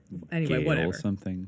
Gail? Who knows? No, I don't think so. But anyway, I guess I'll never remember. I could find out, but it would take me a while to like look it up. But anyway, but what I was gonna say that was relevant was like you know, we went to like this orientation like for all the interns, which was so funny because like one of the things that sticks out to me about it was that like they played like this like sort of triumphant montage of CNN's greatest moments. And it was like all the worst moments of like the last decade. Like it was like literally like 9/11, like do, like, you know, like literally like it was like a picture of, it was like a video of like the planes crashing at Twin Towers, like the soaring music of like, you know, how like they reported. I was like, are you kidding me? But during that orientation, like someone like, you know, one of these like busybodies, like who were most of the people who were like, they hated me there, you know, for the record, like they absolutely despised me and I fell asleep all the time, you know, just. I remember you saying it was like dead. That's all I remember. You're like, this is like a dead company. Like, it was, I remember you saying. Someone like, you know, stood up, like, you know, one of these busybody interns stood up at that orientation, was like, you know, how are you going to integrate, you know, are you thinking about integrating Twitter, you know, and they like were weirdly like resistant. They were like, you know, yeah, it's interesting, but we kind of don't want to do it like for its own sake. You know, we maybe could integrate it when it was like, if it was, you know, really serve what we were doing. But, you know, but that seems to have gone totally out the window because doing it for its own sake is, exactly. So like, it's amazing how, that was kind of, right, that sort of inflection point, and it just completely got subverted. Well, if you think about it, it basically became kind of like the wire service for kind of everything. Like on top of being a kind of public square for like discourse, like it became the equivalent of the Western Union, where news organizations will like publish. I mean, sometimes they'll publish things, you know, or journalists certainly will. They'll publish things like in real time, or like they'll break things on Twitter, and then it really is still kind of the easiest place to go to find news links like as they're happening. So when you think about like the manipulation of breaking news, right? Which also is something that's like, that's CNN's bread and butter kind of. And so they kind of got into bed with Twitter in the kind of breaking news business. But that was also 'cause something everyone that Jay becomes Gould. a citizen journalist, like a journalist on the ground. I mean, just like any pissant like newspaper that's actually controlled by Jay Gould can push something out. Remember that Aaron Sorkin show? We talked about it before, The Newsroom. Like, and part of like the grand finale. This is like our big hate watch like of the time. And I remember like. And there's just so many hilarious things about it, like the sentiment and like the ideology underneath that show is like so singularly like repugnant. But one of the things that was interesting was like towards the end, it was all about like how great cable news anchors like and cable news like workers are and how heroic they are. And like in the the sort of final arc, like the apocalyptic ending storyline was all about like them being taken over by like people who like made like who cared about Twitter and like wanted people to use hashtags and things. And it's like this sort of battle. Yeah, but I mean they basically lost and have so it's amazing. Yeah, and they got completely subsumed by Twitter because for 4 years like their entire like programming was centered around like what did Donald Trump tweet today. True. And let's just like get mad about it, et cetera, et cetera. Yes. And it totally like consumed them over time, as it has many journalists, I would say. For sure. Ruin their brains perhaps. But and the fact that it's like restrained to a certain number of characters per tweet and like the whole idea, like the micro, it's so bizarre and odd. Like when you first hear about it, of course, now it's completely naturalized to us. But yeah, I mean, it is interesting. Yeah. And, just like, I mean, I'm sure it did not a Telegram have a very pithy word requirement, right? Wasn't it always like maybe. Like I am coming, stop, like we'll see you soon, true. stop, Yes, exactly. love, stop, like like it was like you'd only get like 2 lines, so in a way it's kind of echoing back to like the telegraph era, the original mass communication tool even before the phone. And you could think of railroads as a kind of infrastructure of material, like a physical networked infrastructure like the internet in a lot of ways. It's like multinodal, it's like it wasn't all built by like the same person, but then they connect to each other. And then, railroads would fail all the time, but like then they could be like subsumed by others. So there's a lot of interesting synchronicities with like the industries of the the transformative like technological industries of the 19th century and like where we are right now. But speaking to that, or really to kind of like the transitions within the system, there's a little quote here that I think captures it well. Page 92, the struggle for survival. After he describes Gould's children all marrying like the Countess de Castellane and the Prince de Ségan. Then he died in 1892. But under this section, the struggle for survival. To lay too much stress upon the social aspirations and doings of the Gould family would obscure the titanic industrial conflict in which they have been engaged. After Jay Gould's death, the wealth and possessions of the family greatly increased and its conquests were extended. But this process has not been allowed to continue unrestricted. The last few years, as we've already pointed out, have ushered in a terrific contest for the exclusive mastery of the nation's resources. Looking back 50 years, we see a large number of petty, consequential industrial bosses, each running his own little railroad or factory. A change then takes place. Great, energetic capitalists develop, who make war upon the petty bosses, and by fair means or foul, crush them, seize their properties, and consolidate these into great systems. The petty railroad owners disappear, and their places are taken by such overbearing magnates as the Vanderbilts, the Goulds, Huntington, Morgan, Hill, and the like. 10 years ago, all of these men were magnates of colossal power, each heading some great system and despotically dictating over some particular domain. Now another stage in the process of industrial evolution is being reached, which signifies the decline of overlords of the Gould type and which foretells the approaching climax of capitalist institutions. Mighty as these magnates have been, they are gradually and inexorably being subordinated by a still mightier power, the most puissant of all. The aim of this all-pervading power is industrial absolutism, and in the pursuance of this inevitable end, it is grinding down all opposition, even as the Goulds, the Vanderbilts, and others have squelched lesser magnates heretofore. No longer are the Goulds able to extend their power much. The climacteric period has arrived, when they have to fight hard to retain what they have. This supreme power, Clutching at every form of the production and distribution of products is the Standard Oil Company, headed by the Rockefellers. Now, this is kind of the only thing he says about Standard Oil. Maybe I'll just read it. 35 years ago, it obtained a monopoly of oil products by getting secret railroad rates and by other crushing methods. At first, it ingratiatingly approached the railroad magnates as a supplicant seeking favors. Soon, as a matter of policy, it made these magnates sharers in its profits. Then it began to buy its way into the ownership of railroads. Its profits have been so fabulously vast that it has been under the constant, unescapable necessity of reinvesting its vast surplus, ever growing faster. This surplus it has applied to buying up railroads, bank, mine, public utility, and industrial stocks and securities of all descriptions. With this fixed, unchanging policy, its power grew to such an extent that its members began to push themselves in as directors of a great variety of corporations.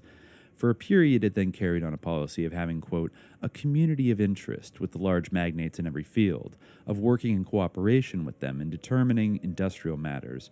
But during all this time, it was encroachingly buying more and more stocks of all kinds, so that now it has arrived at the point where, operating through such generals as the lately departed E.H. Harriman, it is gradually forcing the Vanderbilts, the Goulds, and other first-rank magnates of a decade ago to a secondary place and entrenching itself in autocratic authority.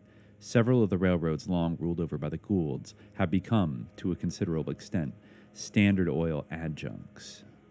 So, very tantalizing, and I think they really are. They become the big dog in the game by the time he's writing this. But he doesn't, I don't know, he just doesn't write a section about Standard Oil, which is unfortunate because I'm sure if we dig hard enough, we could find some good books about Rockefeller and Standard Oil that aren't simping hagiographies. Yeah. But if you look at this point, yeah. if you type in, I made the mistake of doing this. Maybe not a mistake, but I went on YouTube and I just wanted to see if there was any kind of documentary that could give a nice little overview, a mainstream overview of J.P. Morgan or Rockefeller. And it's it's surprisingly, it really is, the space is flooded with just these pathetic History Channel, boomer, the men who built America kind of documentaries. And I feel you have to hack through, or it's James Corbett or some kind of a libertarian conspiracy theorist who, I think he did a good thing on Rockefeller and the oil origins and shit. But I watched I think it was a 90s JP Morgan History Channel documentary. Right, yeah, I watched a little bit of it, yeah. When we get to JP Morgan... It seems something that would be on the wall of the JP Morgan Museum, just playing Absolutely. in the background. If there was a JP Morgan Disney Channel or Disney World ride, you would have to watch that while you were lining up to ride JP Morgan's Wild Ride or something. That's... Or if the plutocrats, in their sickest fantasies, kidnapped Gustavus Myers and chained him in a room and taped his eyelids open and made him watch this, he would turn into the Unabomber. He would stick to the plan and go insane. Watching. Thank God he did not live to see any of these History Channel documentaries. But yeah, but we'll get to that with JP Morgan. I guess moving on to that, this theme will emerge dominant. This one of standardization and rationalization and the end of anarchic robber baron competition, kind of the type that was personified by Gould. Though the thieving would continue, but the kind of open competitiveness, I think certain people realize had to go at a certain point. But the next section in the book is about the Blair and Garrett fortunes. Did you want to mention a few things about that? Oh, yeah. I thought there's some interesting things in that chapter. Blair and Garrett are also kind of obscure railroad tycoons who were less known. James Blair, I think, was the... Oh, no. Yeah. Was it? Yeah. John Blair. John yeah. I. Blair and DeWitt C. Blair, his son, yes. who, according to Myers, plundered Iowa, plundered and corrupted Iowa, right. Scooped up most of the land and bribed a ton of people. Let me see. Yeah, John Garrett was Garrett. Yeah, there's consensus into one chapter on the on the Blair and Garrett fortune. So they were both Johns, I guess. Yeah. There's a good section here, actually, that seems very relevant about how outright bribery, even though it was basically rampant, while that was very common, over time, like the direct thing of, I think we had the story of Jay Gould, like rushing to Albany with like a carriage full of money bags. Yeah. And then just like giving it out. Instead of that, you had a somewhat less crude, finer, and more insidious systems of bribery that were generally substituted. Myers says the Western magnates began to follow the advice of that Eastern magnate who declared that it was easier to elect than to buy a legislature. So I think in 1895, the governor of Iowa, William Larrabee, he said about the way corruption, the new system of corruption worked, he said outright bribery, he wrote with a long and keen knowledge of the facts, I guess because he was corrupt, is probably the means least often employed by corporations to carry their measures. It is the policy of the political corruption committees of corporations to ascertain the weaknesses and wants of every man whose services they are likely to need, and to attack him, if his surrender should be essential to their victory, at its weakest point. Men with political ambition are encouraged to aspire to preferment and are assured of corporate support to bring it about. Briefless lawyers are promised corporate business or salaried attorneyships. Those in financial straits are accommodated with loans. Vain men are flattered and given newspaper notoriety. Others are given passes for their families and friends. Shippers are given advantages and rates over their competitors. The idea is that every legislator shall receive for his vote and influence some compensation which combines the maximum of desirability to him with the minimum of violence to his self-respect. The lobby, which represents the railroad companies at legislative sessions, is usually the largest, the most sagacious, and the most unscrupulous of all. In extreme cases, influential constituents of doubtful members are sent for at the last moment to labor with their representatives and to assure them that the sentiment of their districts is in favor of the measure advocated by the railroads. Telegrams pour in upon the unsuspecting member, probably like fake, written by Gould, to fake telegrams pour in, like the tweet bots, like start dragging you. Petitions in favor of the proposed measure are also hastily circulated among the more unsophisticated constituents of members sensitive to public opinion, and are then presented to them as an unmistakable indication of the popular will. Another powerful reinforcement of the railroad lobby is not infrequently a subsidized press and its correspondence. Well, there you go. So just like the pharma companies, like every commercial on the and it's cable what the news people is like, want. They're the working class all believe in this. Right. This is what they sign support. the petition at change.org. Just basically like now they mean messages from the Telegram app pour in upon the unsuspecting members, accusing them of being adrenochrome drinking globalists for supporting attacks. Basically. So I guess 1/8 of the entire domain of the richly fertile state of Iowa was granted to railroads, most of which Blair owned. I guess he robbed a lot of people he had construction companies and also was a railroad man. So he'd get money from the government and then he would overpay his own construction company. But it's amazing. Myers kind of notes in this, like, how little railroad actually got built in this entire process. It wasn't just a little grift on the side. Fall into ruin. This is a real dynamic of capitalism, of like the little like controlled demolition aspect of capitalism. I guess what was it called? Like disaster capitalism. But it really just is a feature of capitalism that it's like it involves creation and destruction. It's very Gnostic in that way. And, owning a company, like I think the common layperson assumes that like if you own the stock of a company or you own a company, you want it to like to do well. You want the railroads as well as possible. To work if you own a railroad. Like it's common sense in our system that like, if a man works hard and provides a better product, then more people are going to use it. And it's like this moral like framework that is like pasted onto capitalism that actually capitalism does not have. Capitalism would be a lot less objectionable if it actually like did operate according to that dynamic of like companies that engage in evil behavior like suffer in the marketplace. But like that's clearly not the case. In fact, the companies probably wouldn't do bad things if it didn't make their companies do better. But of course, sometimes they don't even want their companies to do better because their interests are their own, not the company. When you get to this level, and this is part of what like Myers says the middle class was increasingly pissed off about as you got later into like the Gilded Age and provided certain fuel for like the progressive movement, though he also calls out the middle class for being selfish assholes who like side with the bourgeoisie every time like workers' rights are, you know, agitated for, et cetera. And they kind of like got what was coming a little bit. But nonetheless, he does point at like they were despoiled significantly by a lot of these changes by these robber barons, just these capitalists.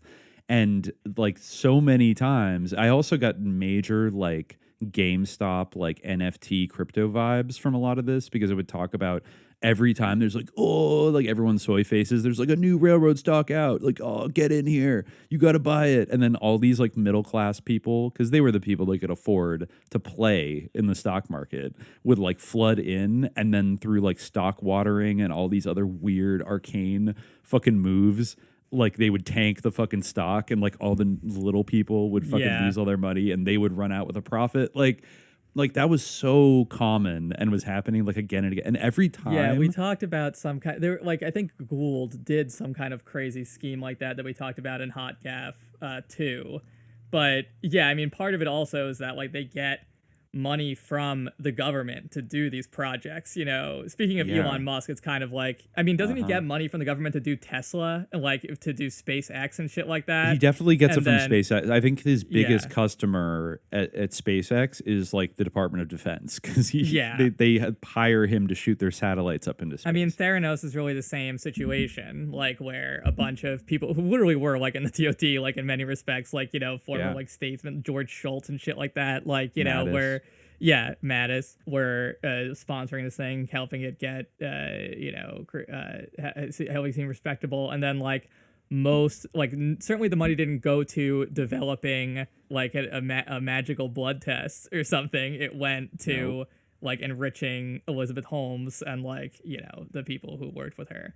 I think all of these unicorn Silicon Valley companies are in a way like a throwback to this era of like fake ass railroad companies. And it really is. It's the same shit where like the magical blood test device they built was the same thing as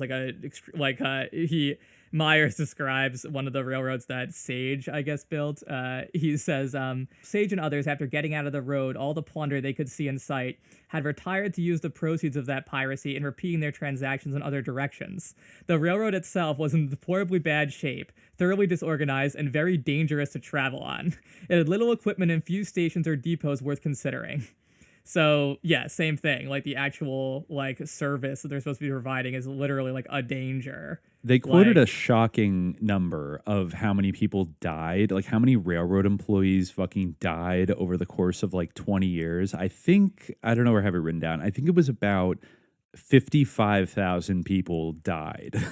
Yeah. In, like, 20 years. I don't know what that breaks that to, like, what is that? Like, that's, like, several hundred people a year, at least, dying, right? That's 2,750 people a year, roughly, were of railroad employees, and I guess occasionally also like passengers when the trains would get derailed and shit like that. And then like hundreds of thousands of people were maimed seriously over that same period. And kind of nothing was done ever to, like a lot of these train lines like fucking sucked. Like they were really shitty. So the idea that like, like personal incentive incentivizes the businessman to like make the best product. No, bullshit. It actually incentivizes them to make it as shitty as possible because they have some other weird usurious money scheme that they're running that like has nothing to do with the quality of the fucking even though in fact like contra indicated like in many cases and they psyoped everybody into thinking public ownership was bad, even though that was like the most sensible thing, and the public money is what fucking funded the railroad in the first place. Like it just makes you kind of angry. This is like a really this is like a really egregious example of that actually that is in the Blair and Garrett chapter that deals with actually someone who came up recently, the sort of Johns Hopkins, right? The eminent Johns Hopkins. Yeah, Hopkins, you know. How did he make his fortune, I wonder? Right. So this is just an interesting part that kind of, I'll start here because it kind of goes to this whole area. But This is kind of about Blair's self-portrayal as like this great philanthropist, which is something Hopkins also would do, obviously, because we know his name from all these hospitals and universities. But although incurably stingy in personal expenditures, the meanest of men, Blair donated just enough money to procure the award of being an extremely pious philanthropist. He founded 100 churches in the West. He established a Presbyterian academy at a cost of $1,500,000. Sorry, not $1,500,000. Doesn't make any sense. $150,000, and gave several $100,000 more to the Presbyterian Church. But what were the effects of his frauds and repressions and those of his successors upon the people to whom he so devoutly contributed pulpits and gospels? Writing of the Iowa railroads, Dr. Frank H. Dixon, a conservative writer, says, "The roads had it in their power to make and unmake cities, to destroy the businesses of individuals, to force their removal to favored points. The people were quickly up in arms against this policy. The flame of opposition was fanned by the bitter feelings aroused through absentee ownership, so prevalent in the western states at this time. A well-settled conviction possessed by the people that the owners of capital, directing their operation in absentia and through intermediaries, limited their interest in western affairs to the amount of dividends which they could squeeze from the shippers. And of course, the large amount of watered stock upon which these dividends had to be paid were issued to cover the gigantic frauds of the railroad constructors and of succeeding groups of manipulators. This, in outline, was the course of Blair, so eminent and exalted a capitalist. Here's the elucidation of the fine textures of his quote-unquote rare business instincts, and knowing it, the mystery of where his 60 or 90 millions came from is quite apparent, if not entirely clear. What Blair and others were doing in the North and West before, during, and after the Civil War, John W. Garrett and Johns Hopkins were doing in Maryland. Scarcely referred to now, Garrett was extolled in his day as a quote-unquote famous railroad king. And in this case, it is not the man so much, nor the Garrett fortune which commands interest, as the story of the railway line that he and Hopkins largely owned. This property forms today one of the great transportation systems of the country. The Baltimore on the Ohio, built by public money, is the name of the next chapter. Yeah, there you go. Built by public money. So Garrett and Hopkins get control. Plundered by the original clique, the Baltimore and Ohio Railroad went into financial ruin. Notwithstanding the great bounties it had received, it was in a demoralized condition in 1856, and its treasury was empty. Garrett and Hopkins, who long had been associated with it and who had probably shared in the loot, although there is no specific proof on this point, bought up more quantities of its stock, then selling cheap, and snatched control. Born in Baltimore in 1820, Garrett was the son of a rich shipping merchant. Hopkins had made money in the grocery business. What is it with grocers? What are these fucking grocers? Sage was a grocer too. Yeah, there's nothing like groceries, I guess. A humble grocer. Yes. I don't know what that. But I guess if you were a grocer's clerk, you learned a lot of tricks for like being like just a seller and like a talker and stuff like that. Like you learned how to like hustle people, I guess. Some clerks, not all clerks, but yeah, that was something Myers noted, that if you're a young hustler, that was like a natural place to start. Yeah, but anyways, so this gets pretty intense as it goes on. So Garrett and Hopkins not only continued long prevailing frauds, but put through many other fraudulent and corrupt acts. Here, for example, is one of the smaller frauds. The millions of stock subscriptions donated by the state of Maryland for the building of the Baltimore and Ohio Railroad had been, to a large extent, floated in London among British capitalists.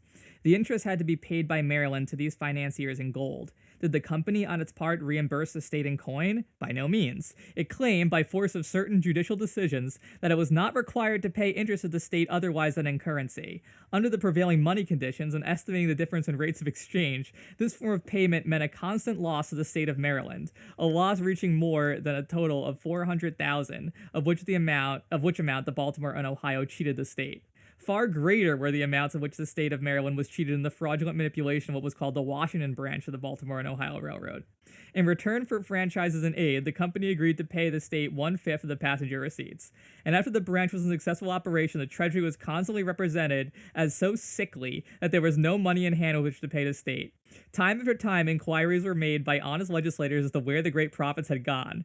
No satisfactory answer was ever given. The state was absolutely cheated, and finally, a corrupt act was passed, practically abandoning all of the state's claims. Under Garrett and Hopkins' control, the Baltimore and Ohio Railroad Company caused a series of measures to be passed exceeding in corruption, and in some respects, those put through by Commodore Vanderbilt in New York. Exceeding them in corruption in some ways. Repeatedly, the legislatures of Maryland, Virginia, West Virginia, Pennsylvania, and other states, and these common councils of many cities were bought up, and the courts were thoroughly subverted. Franchises of inestimable value were given away. The public treasury was cheated out of the sums advanced and was drawn upon to pay the expensive improvements. Large stock watering issues were authorized, and the company was virtually relieved from taxation. By 1876, fully, 88 million of its property went untaxed. The militant object of Garrett and Hopkins was the destruction of the Chesapeake and Ohio Canal as a competitor. As Commodore Vanderbilt in New York had found the Erie Canal to be a competitor of his lines, so Garrett and Hopkins decided that they could not get a monopoly of transportation in Maryland until the Chesapeake and Ohio Canal had been extinguished as a competitor. The obstacles in their way were great, for the state of Maryland had expended many millions of public money in the construction of the canal and owned it, and the public was not disposed to see its usefulness impaired. This was especially true of the merchant class, which demanded competition and insisted the monopoly would be ruinous. Here's kind of an example of what you're talking about, the sort of lesser capitalists like being like truly crushed underfoot in this next section here. Yeah. In addition to the working people. Beginning in 1860, Garrett and Hopkins corrupted the Maryland legislature until by one act, piled upon another, they were gradually able to wrest away its ownership from the state. But they did not merely depend upon the bribing of legislators after they were in office. With money supplied by Garrett and Hopkins, the political bosses of Maryland engaged in packing of primaries, indiscriminate bribery of voters, and stuffing of ballot boxes, thus ensuring the election of subservient officials. Once the canal was practically in their hands, Garrett and Hopkins made it useless as a competitor. Having a complete monopoly, they now exacted extortionate charges for transportation, and they likewise increased their profits by cutting the pay of their employees. In desperation, the railroad workers declared a strike in 1877. False reports of the violence of the strikers were immediately dispatched broadcast. Using these charges as a pretext, the military was called out. At Martinsburg, West Virginia, the state militia refused to fire upon the strikers, but a company of militia, recruited from a class hostile to the strikers, opened fire, killing many of the strikers and wounding others. Awesome. Just false flagging and psyoping people. Yeah, they were Western literally Union psyoping to Telegram. forming a militia to murder a bunch of strikers. That was the Great Railroad Strike of 1877. We'll return to that one day. Very seminal event, but my God. And just like destroying a perfectly good canal for no fucking reason except their own greed. It's ironic because then the railroads would eventually totally get trashed, like once automobiles came around. And the capitalists had a new it kind thing of to makes play sense with. because they always sucked so much on purpose. I guess you're right. They were so yeah. fucking dangerous. Now but like even building a railroad now is like too much. Now it's like, give me a bunch of money to build like a tunnel under the highway for your Tesla to go into. Yeah, and no, we can't have quality trains. Like it's something in America. We probably just, like, can't will even not have allow trains it. of the same quality as like these fools built. Like Probably not. Literally not even like a bunch of the most rapacious, maniacal capitalists like of all time. Like they were able to build like transcontinental railroads. But now we can't have that. Sacrificing thousands of people to Moloch. So yes. Johns Hopkins, that serious, philanthropist, died with $10 million, but he probably had more. At the time of his demise in 1873, he was, quote, the wealthiest citizen of Baltimore, the most close-fisted of men. He relaxed in at least one respect during his last year in life. Following the example of so many other multimillionaires of the period, he made certain of the perpetuation of his memory as a, quote, great philanthropist. So, he gave a bunch of money to found a hospital in Baltimore and gave them a park and donated $3.5 million as initial benefaction for the founding of the Johns Hopkins University. Right. Wonderful. So he stole a bunch of money and then now gave his it back name to is like Oliver, Maryland. Yeah, exactly. To like a sus medical college that did a bunch of MK Ultra experiments and like ran like COVID. They were probably at like a ran the COVID net psyop. loss in their dealings with Johns Hopkins, but now like his name is plastered all over Maryland, and like Yay. he's the ultimate like hero. if you trust the science, you trust Johns Hopkins. Ooh, Even though scary he thought. probably didn't give a shit about like science or like anything like that. Yeah, like he just. No. But it's just like you do notice that. I mean, not to. I think you could probably make a case for almost every single like big university in America being sus, but I would say that the ones that bear the names of like 19th century like robber baron capitalists tend to have like a little bit more susness going on. Because if you think, I don't know, you think about generally, like, I mean, like a lot of Vanderbilt, those- University of Chicago, Stanford. Yeah, Stanford. But I Johns mean, Hopkins. the Ivies are sus too, and that's they tend to true. have like older names. No, that's true. That's But- true. Yeah, like I yeah. said, and some of the public universities are sus too, but Definitely, which are also land. Duke grants. is actually a really funny story because he basically that James B. Duke, who was like a tobacco monopolist. He mentions this like in the ending of the Hereditary American Fortunes. Like he basically like said like they were originally Trinity University or of some something like that, and then he was like, you either change your name to Duke or I'm just gonna start my own university with this money. And they're like, all right, we'll become Duke. And now he's like the great philanthropist, Duke. Wonderful. Yeah. Yeah. Well, okay. The last thing I'll read here about this little section, there's a funny story here about Garrett. So he made out pretty well. He had on paper 15 million when he died, and the wealth descended to his son Robert, who went through a series of personal excesses to wind up in melancholia and softening of the brain. I don't know what that means. Obviously enough, he was no match for those abler capitalists, the Vanderbilts, Goulds, and Scott. They pounced upon him and ruthlessly despoiled him as his father had despoiled others. His autocratic power and sway had gradually vanished. When he died in 1896, his wealth had shrunk to about 5 million, and the Baltimore and Ohio system had passed under the control of the Pennsylvania Railroad group of magnates. So that he has a little note here of, I guess, what happened to Robert Garrett. He said a current story frequently published was to this effect, that Robert Garrett had secretly consummated negotiations for the purchase of the Philadelphia, Wilmington, and Baltimore Railroad, and the night before the final arrangements were to be made, he invited a friend to celebrate the occasion. When bibulous from champagne, Garrett revealed the secret. The friend excused himself, went immediately to Scott of the Pennsylvania Railroad, and informed that magnate. Scott at once filled a satchel full of bonds and hurried away to make an offer to the capitalists controlling the Philadelphia, Wilmington, and Baltimore, outbid Garrett, and had secured the ownership of that railroad for the Pennsylvania system almost before Garrett had awakened from his drunken stupor.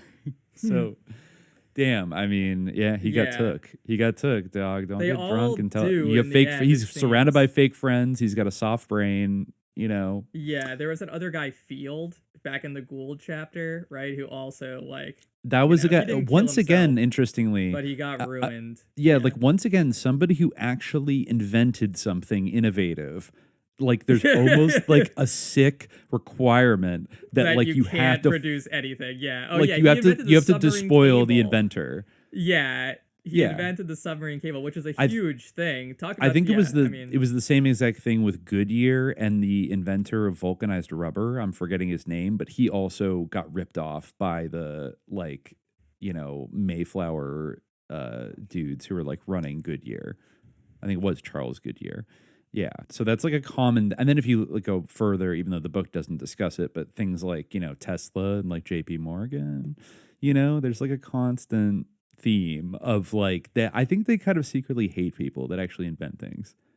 Yeah, I mean, it's just Field, like Silicon Valley sucked too, but yeah, he committed the crime of actually inventing something, and so he had to go. Yeah. Yeah. That's He dangerous. died a ruined man, according to Myers. At the first opportunity, the stock market was rigged to the best field, and he was thrown out to linger and die a ruined man. Cool. Yeah. Okay. So yeah, celebrating innovation always.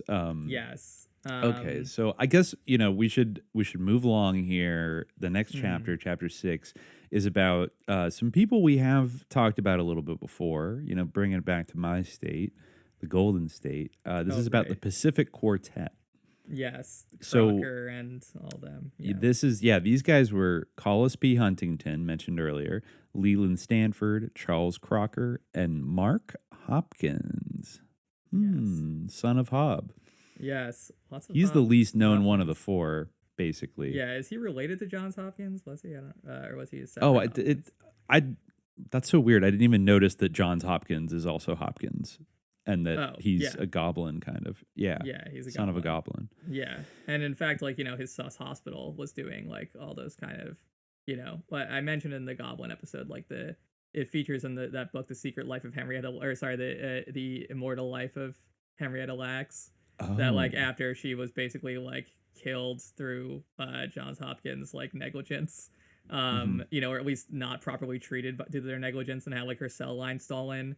Oh, it was yeah. like, they mentioned like these sort of urban myth, or like urban truth, that like, like Hopkins, like, they would always say like Hopkins is gonna get you, if you're like, if you were out late at night, like they would get you, my like God. inject you and like take you to do experiments on you. They're the original. They're the real night doctors. Yeah, exactly. It was basically a night doctor's basically, myth like about them. yes, Night they doctor's rumor that was true about them.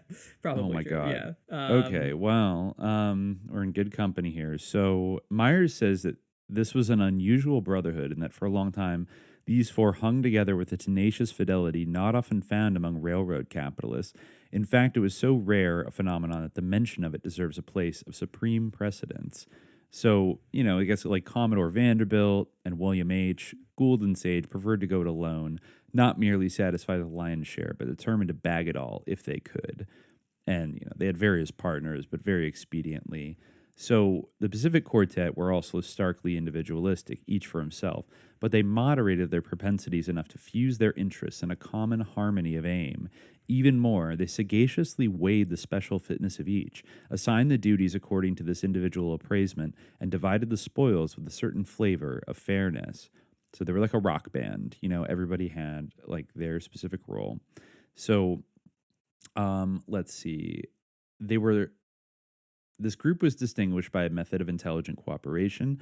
They were among the first of the magnates to prove the superiority of the principle of systematic organization, a lesson which the Standard Oil Group took up a little later, amplified, improved, and developed into a superfine system. Here was not a case of where one man dominatingly insisted that he alone was endowed with all the functions required in successful business.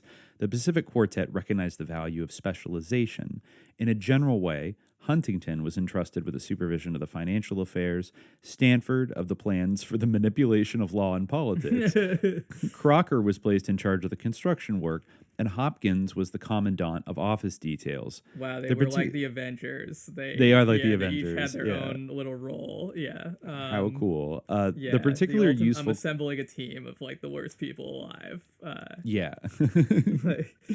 Okay, so circumstances did not compel these four men to be of quite the same revolutionary type of capitalists as the Vanderbilts and Goulds.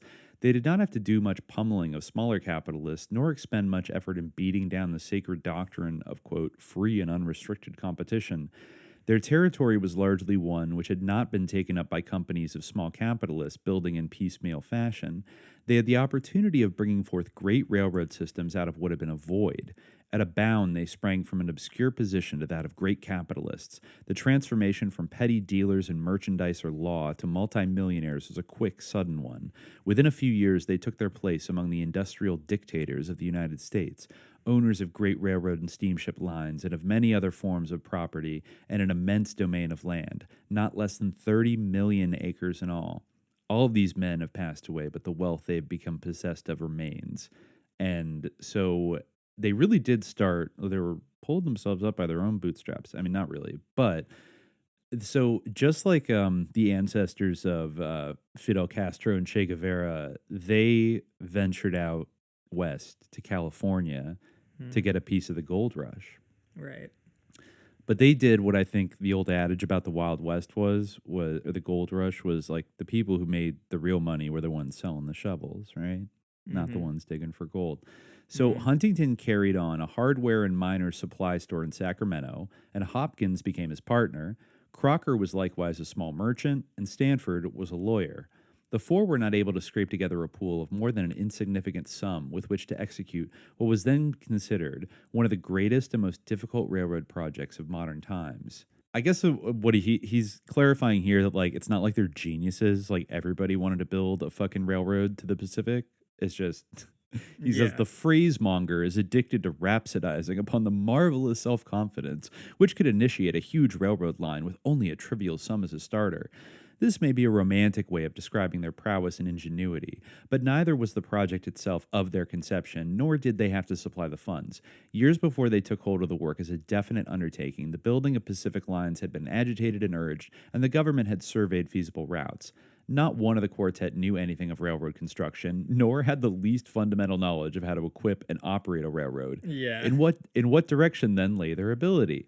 Purely and wholly in the line of promoting. Another Again, sounds incredibly Musk. familiar, where Yep. it's like, oh yeah, an amazing idea that I've had, like just something that would obviously be amazing. To, like, Yeah. you know, yeah, like An epic bacon hyperloop. yeah, exactly. Yeah.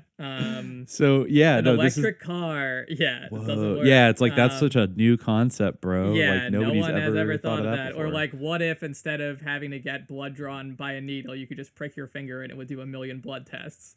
Yeah, great Whoa, idea. it sounds good. Yeah, Yeah. exactly. Like, what if you didn't have to eat or something? You know, like give me like a $5 billion and I'll just pocket that while I like work on my, you know, thing that will end hunger forever because no one will have to eat anymore. Like, whatever. Yeah, exactly. Like, yeah. So I've got the vision. I've got the idea. Like, I go to Stanford. You know, I don't actually go to I Stanford. am Stanford. Just for I the am record. Stanford. Yeah, right. Exactly. In this case, I am Literally. Stanford.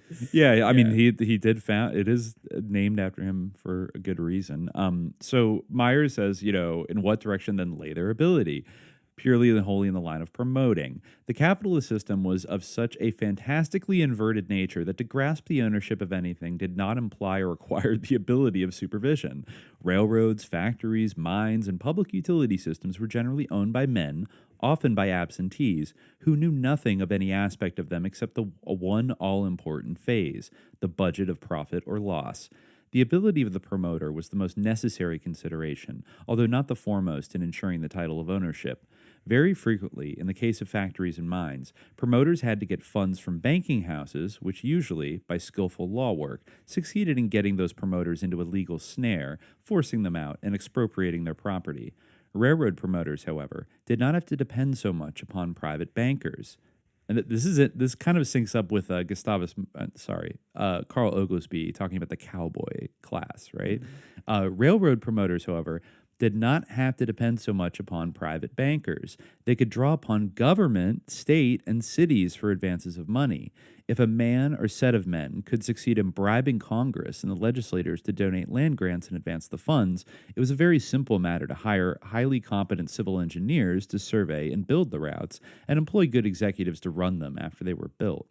The first and prime necessity was the purchase of legislation with its corollaries, franchises, gifts, and free access to the public treasuries.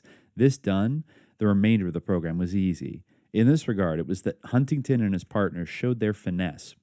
Not an unusual finesse by any means. Its caliber was neither more nor less than that of many other capitalists who had also been adroit in bribing legislation through.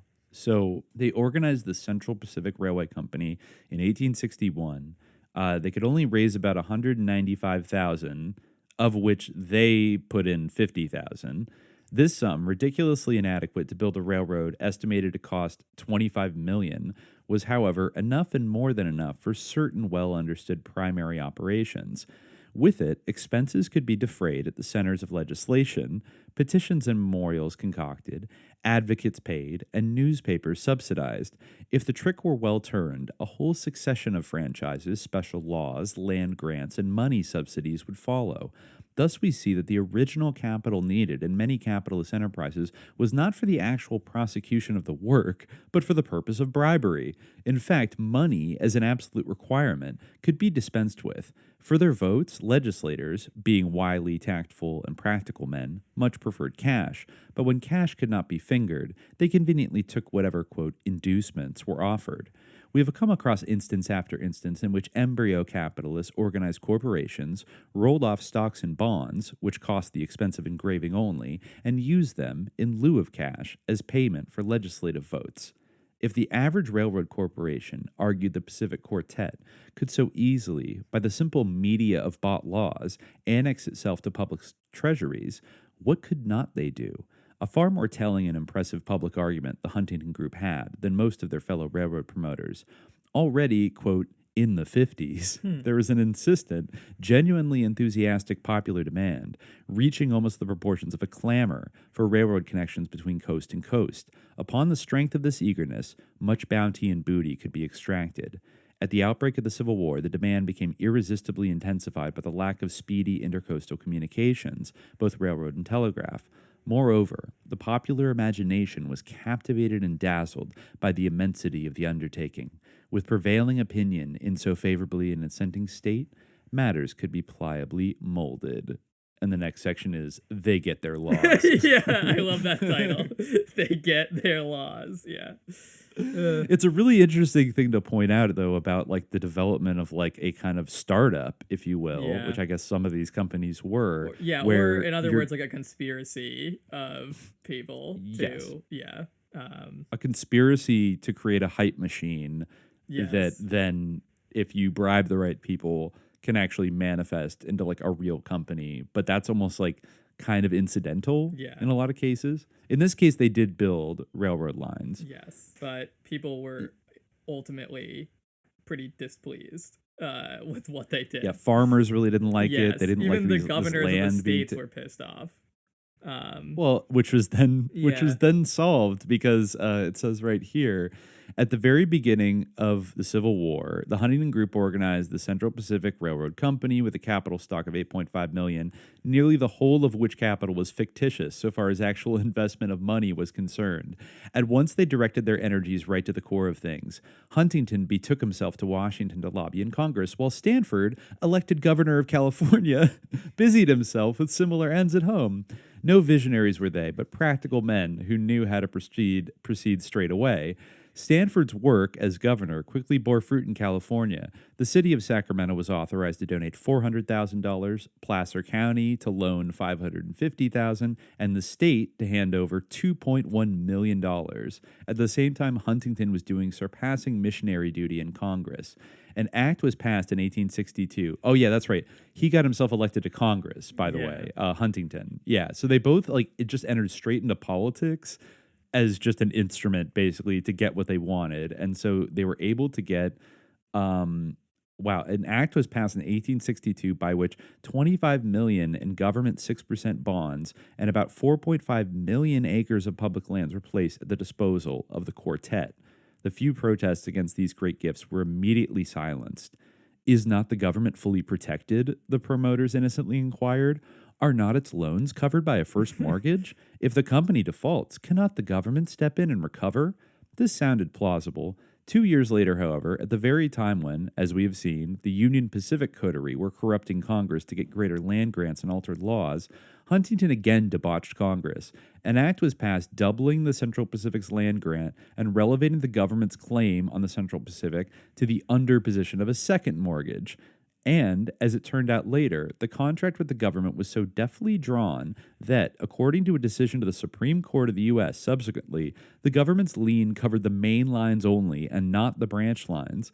Whether this contract is drawn was a result of collusion with government officials was never determined. So Bancroft, I don't know who that is, says, whence came the means by which the four men with only moderate fortunes were enabled to buy, build, own, and operate all the roads belonging to the Central and Southern Pacific systems. In 1869, before the last spike had been driven at Promontory, the railroad quartet, besides owning the road, had received as a loan $24 million of government bonds, forming a second mortgage on the road, together with $400,000 of San Francisco bonds as an unconditional gift, $550,000 of county bonds, and $2.1 million paid or to be paid by the state of California in return for services to be rendered by the company.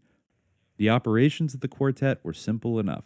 Once they had obtained the requisite loans and gifts, they threw aside all pretenses and openly and vigorously set out to defraud all within reach, not only the federal government, but also states, counties, cities, and investors.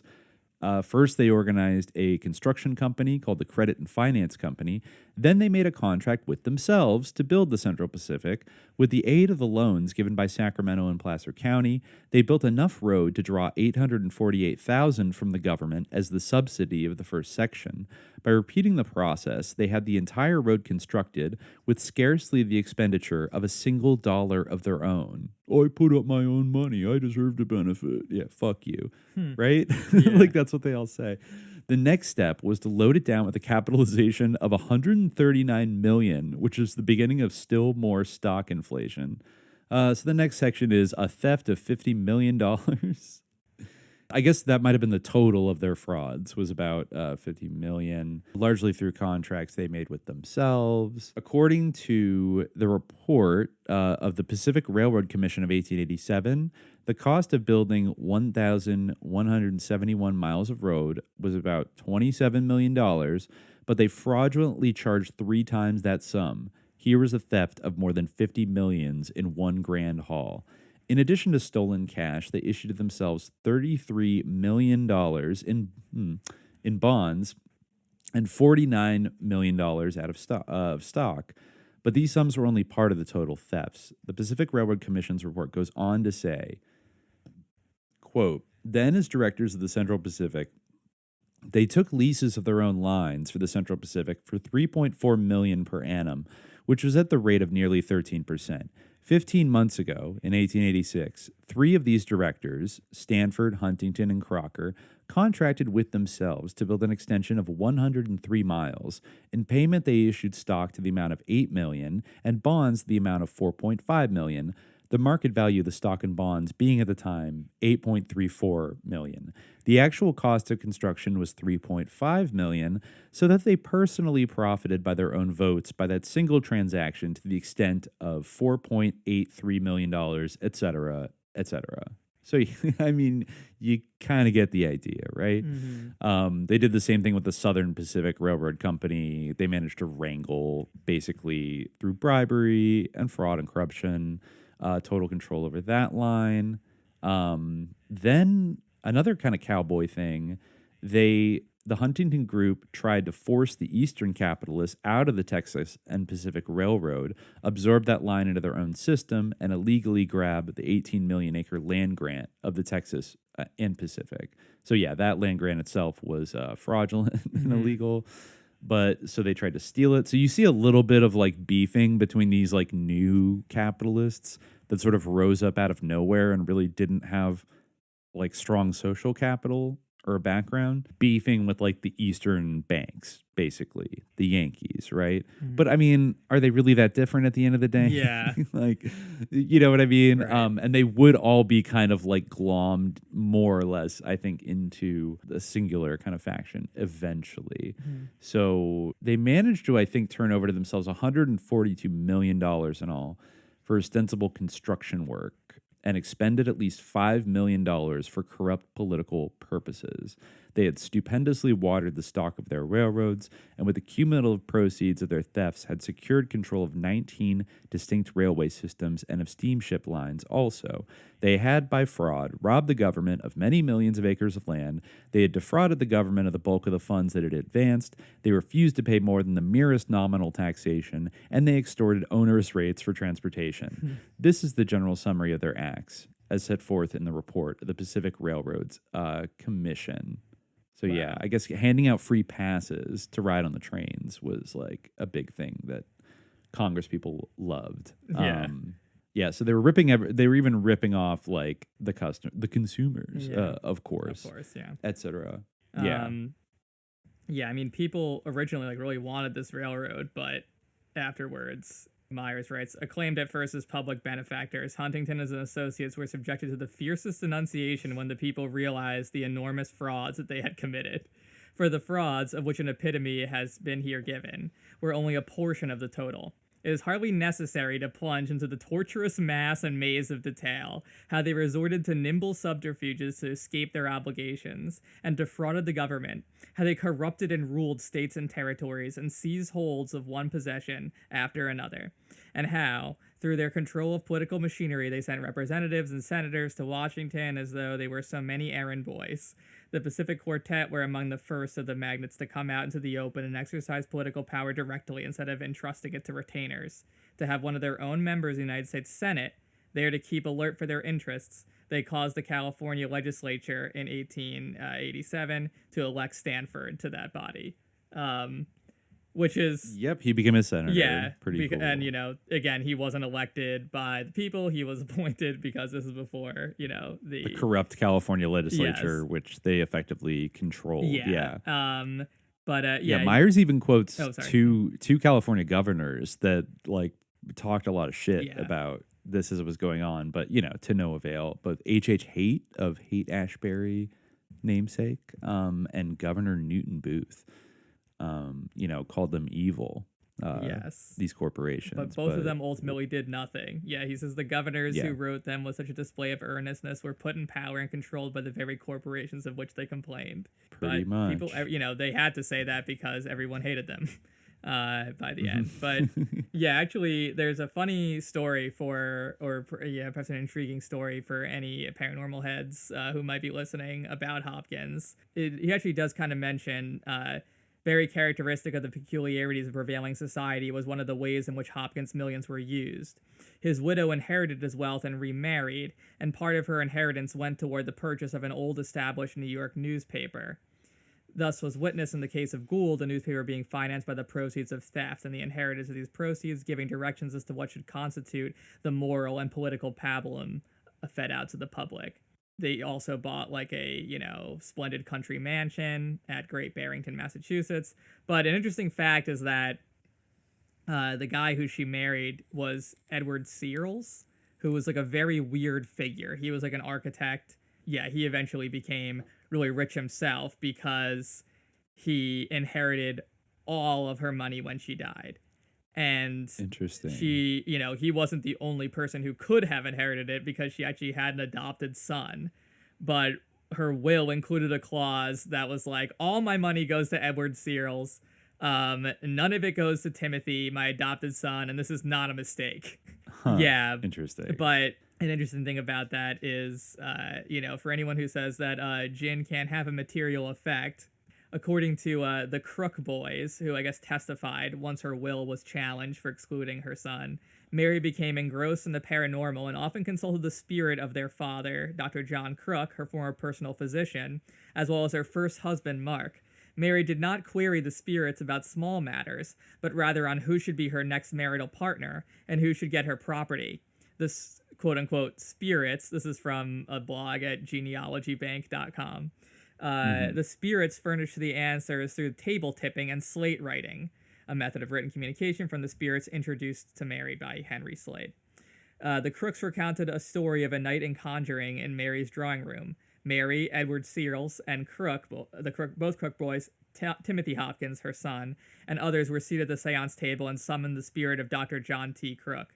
Mary asked if the Menlo Park property should go to Timothy now or later with the entire estate. One of the Crook boys testified, Searles heard the question, and quick as a dash, I saw that he wanted a negative answer. Something told me then that Searles had his eye on the widow's estate, and did not want Tim Hopkins to grow any closer to his mother. I also knew that if Searles won, he would have no use for me. The answers always came by the table tipping, and I determined that it should be in favor of Tim. It then became a question of muscle between Searles and myself, but I was too much for him, and though he did his best to hold the table down, I tipped it in spite of him. No sooner had the answer been given than he proposed the seance close for the evening. That's so fucking They were funny. like battling over tipping the table. Battling yeah. over like psyoping her Yeah. into thinking that like a spirit told her to like give Yes. so-and-so Yeah. all of her money when she died. Oh my God. Right. Yeah, a lot of them were superstitious. Yeah, she was apparently really into spiritualism and real like Sarah Winchester vibes. Yes, and basically another Bay Area resident who yeah was obsessed with ghosts. Yeah, Winchester isn't went mentioned in insane. this book, but Colt is, right? Or is he mentioned in the ending of the Hereditary? Well, we'll get to the rifles in a little bit. I don't think Winchester, maybe like Winchester rifles, but not the man Winchester itself, right. at all. The kind of another odd kind of omission. Yeah, Samuel Colt but was mentioned though, right? I around think like the so. patent rights. Yeah. Yeah, there was something about that. It just to finish up with Stanford. Yeah. After he becomes a senator, he became a great landed proprietor. Had a big ranch in Palo Alto with an extensive breeding establishment and great vineyards, and earned a cool income of $1 million a year just from his stocks and lands. And but then he makes that big flip in 1885. He became a full-fledged philanthropist by giving property worth many millions for the establishment of the Leland Stanford Junior University. Thus was another, quote, seat of learning established to be subjected to the censorship of money. Very cool. So that's where Stanford comes from. Mm-hmm. And Huntington's name is still very much around LA. I think there's like the Huntington Art Museum and library. Yeah. And Crocker, of course. We got Crocker Bank. It is crazy that and- Stanford is such a hub for like, you know, like Elizabeth Holmes and like all these people to like go and, you know, for the innovation. Well, But that's what I'm saying. Like, it's in the founded by DNA this of the place. fraudster. Yeah, exactly. Hustle till you make it Yeah, kind of thing. it's kind of spun like that Elizabeth Holmes, like, you know, to tarnish the name of Stanford, or like exploited it and like wasn't a true inventor, but she was very true to the spirit of, you know, Stanford. Very on brand. Yeah. Very on brand. Yeah, exactly. So, oh yeah, also this section, we have to say, they become aristocrats, of course. So no intelligent person was unaware of the long and great series of frauds and thefts that Huntington, Stanford, Crocker, and Hopkins had plowed through to squeeze their wealth. Yet, while severely denounced, they did not have to meet the same taunts and revilings constantly cast at Jay Gould. Essentially, they were of the same stripe as Gould, but Gould was held up to popular maledictions as a railroad wrecker, while criticism of the Huntington Group was always tempered with the remark, well, if they stole colossal sums, they at least constructed great railways and were big factors in the development of the country. And they had no difficulty in getting instant entree into what was represented as the, quote, best society. No question was raised as to their eligibility. By power of money, they at once became part of the financial aristocracy. Also, by the same power of money, Huntington's adopted daughter entered with ease the fine circle of European-titled aristocracy. She married Prince Hasdfeld in 1889 and received a paternal present of several $1 million. Do we know who Prince Hasdfeld was? Like, he sounds Austro-Hungarian, I would imagine. The Duke of Trachenberg. The German nobleman. Oh, high German nobleman. Yes. They love it. Oh, he died in 1933, just before his dreams could come true. Yeah, it's I bet. interesting how there's like, you know, this sort of Dutch patroonship thing. That's another kind of Elon Musk connection. Like, I was reading a little bit about his Pennsylvania Dutch ancestry, like, and his father, who, you know, like the one who the one who was born in Minnesota, but then they went to you mean his grandfather? no, I think his actual father. His grandfather, Joshua N. Haldeman, was moved with his family to Herbert in southwest Saskatchewan from Pequot, Minnesota, when he was 4 years old. But then he packed up his whole family and moved to Pretoria in South Africa. And there's a funny line in this article from the Regina Leader Post about his reasons for moving to South Africa from Canada at that time. Oh, yeah. Okay, yes. It was it was just after World War II, and he was concerned that Canada was becoming too socialist. Right. He was After the Second World War, Haldeman became dissatisfied with Canadian politics, believing the country was becoming too socialist.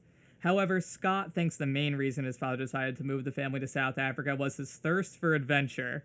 Yeah, all the adventure you can have in apartheid South Africa. Yeah. Scott, I guess, who's, you know, one of his other sons, described Haldeman as staunchly anti-Nazi and anti-socialist. He was a very freedom-oriented guy. Sure. He would have made a good American. Unfortunately, he was like someone who wanted to move to Rhodesia. I mean, and you know what, the family kind of moved away from South Africa, I think, right around the time like apartheid ended. Yeah, or like definitely Elon Musk left around the time. I mean, like, because he came here, I think, in the 90s. Yeah, honestly, like not even too shocking, but or too surprising at all. Kind of just like a matter of course, but still pretty music. Yeah, I don't know. Yeah. The German element. But anyways, these all these guys, they married Prince Hasdfeld, and you know, so they linked up with these like European nobility as well. And after all four of them died, it was Harriman, really the Standard Oil oligarchy, Meyer says, acting through Harriman and his banking houses to basically buy out all the Pacific Railroad and steamship lines. And so they bought out the Southern Pacific and Central Pacific from Mrs. Huntington, his widow, and thus marked one more aggressive step in the assumption of a centralized ownership of the productive and distributing resources of the United States. Cardinal pride all the way. Do you want to take one more quick break and then hit Morgan? Good. Okay. Yeah.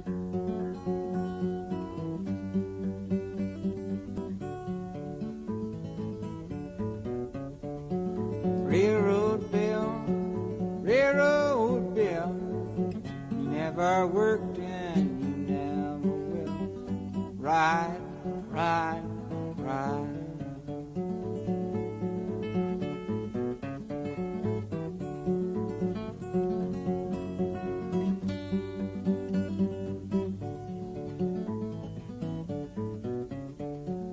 Early one morning, standing in the rain, around the curve come a long freight train. Ride, ride, ride. Railroad Bill, he ain't so bad. Whooped his mammy, shot around at his dad.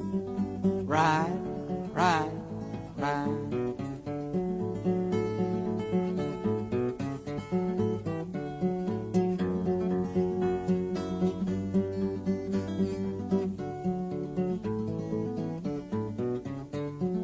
Railroad Bill coming home soon, killed Mac Miller by the light of ride, ride, ride. Mac Millen had a special train. When he got there, it was spring. Ride, ride, ride.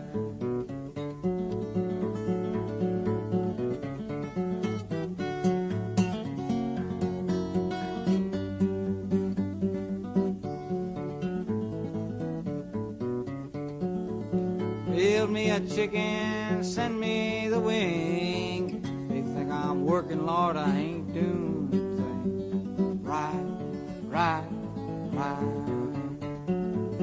Kill me a chicken, send me the head. Think I'm working, Lord, I'm laying in bed. Ride, ride, ride.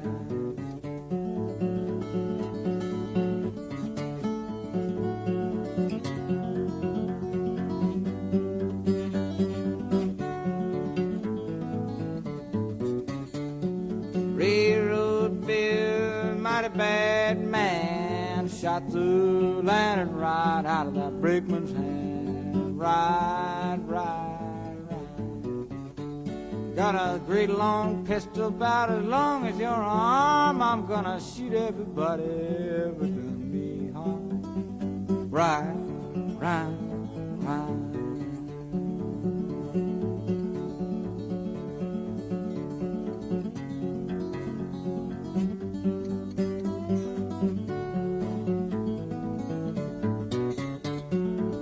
Railroad Bill sitting on a hill, lighting cigars with that $10 bill. Ride, ride, ride.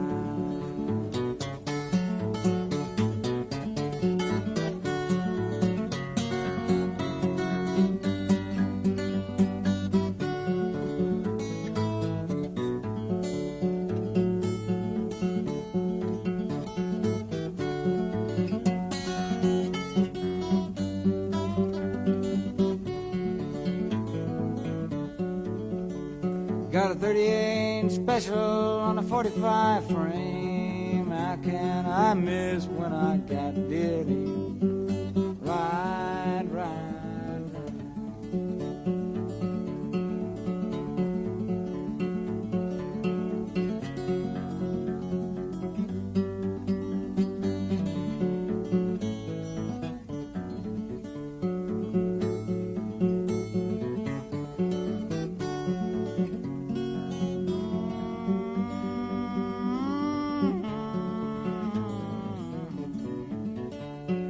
Railroad Bill is a mighty bad man. Shot the lantern right out of that brakeman's hand. Ride, ride, ride. Gonna drink my whiskey, drink it in the wind. The doctor said it'd kill me, but it didn't say when.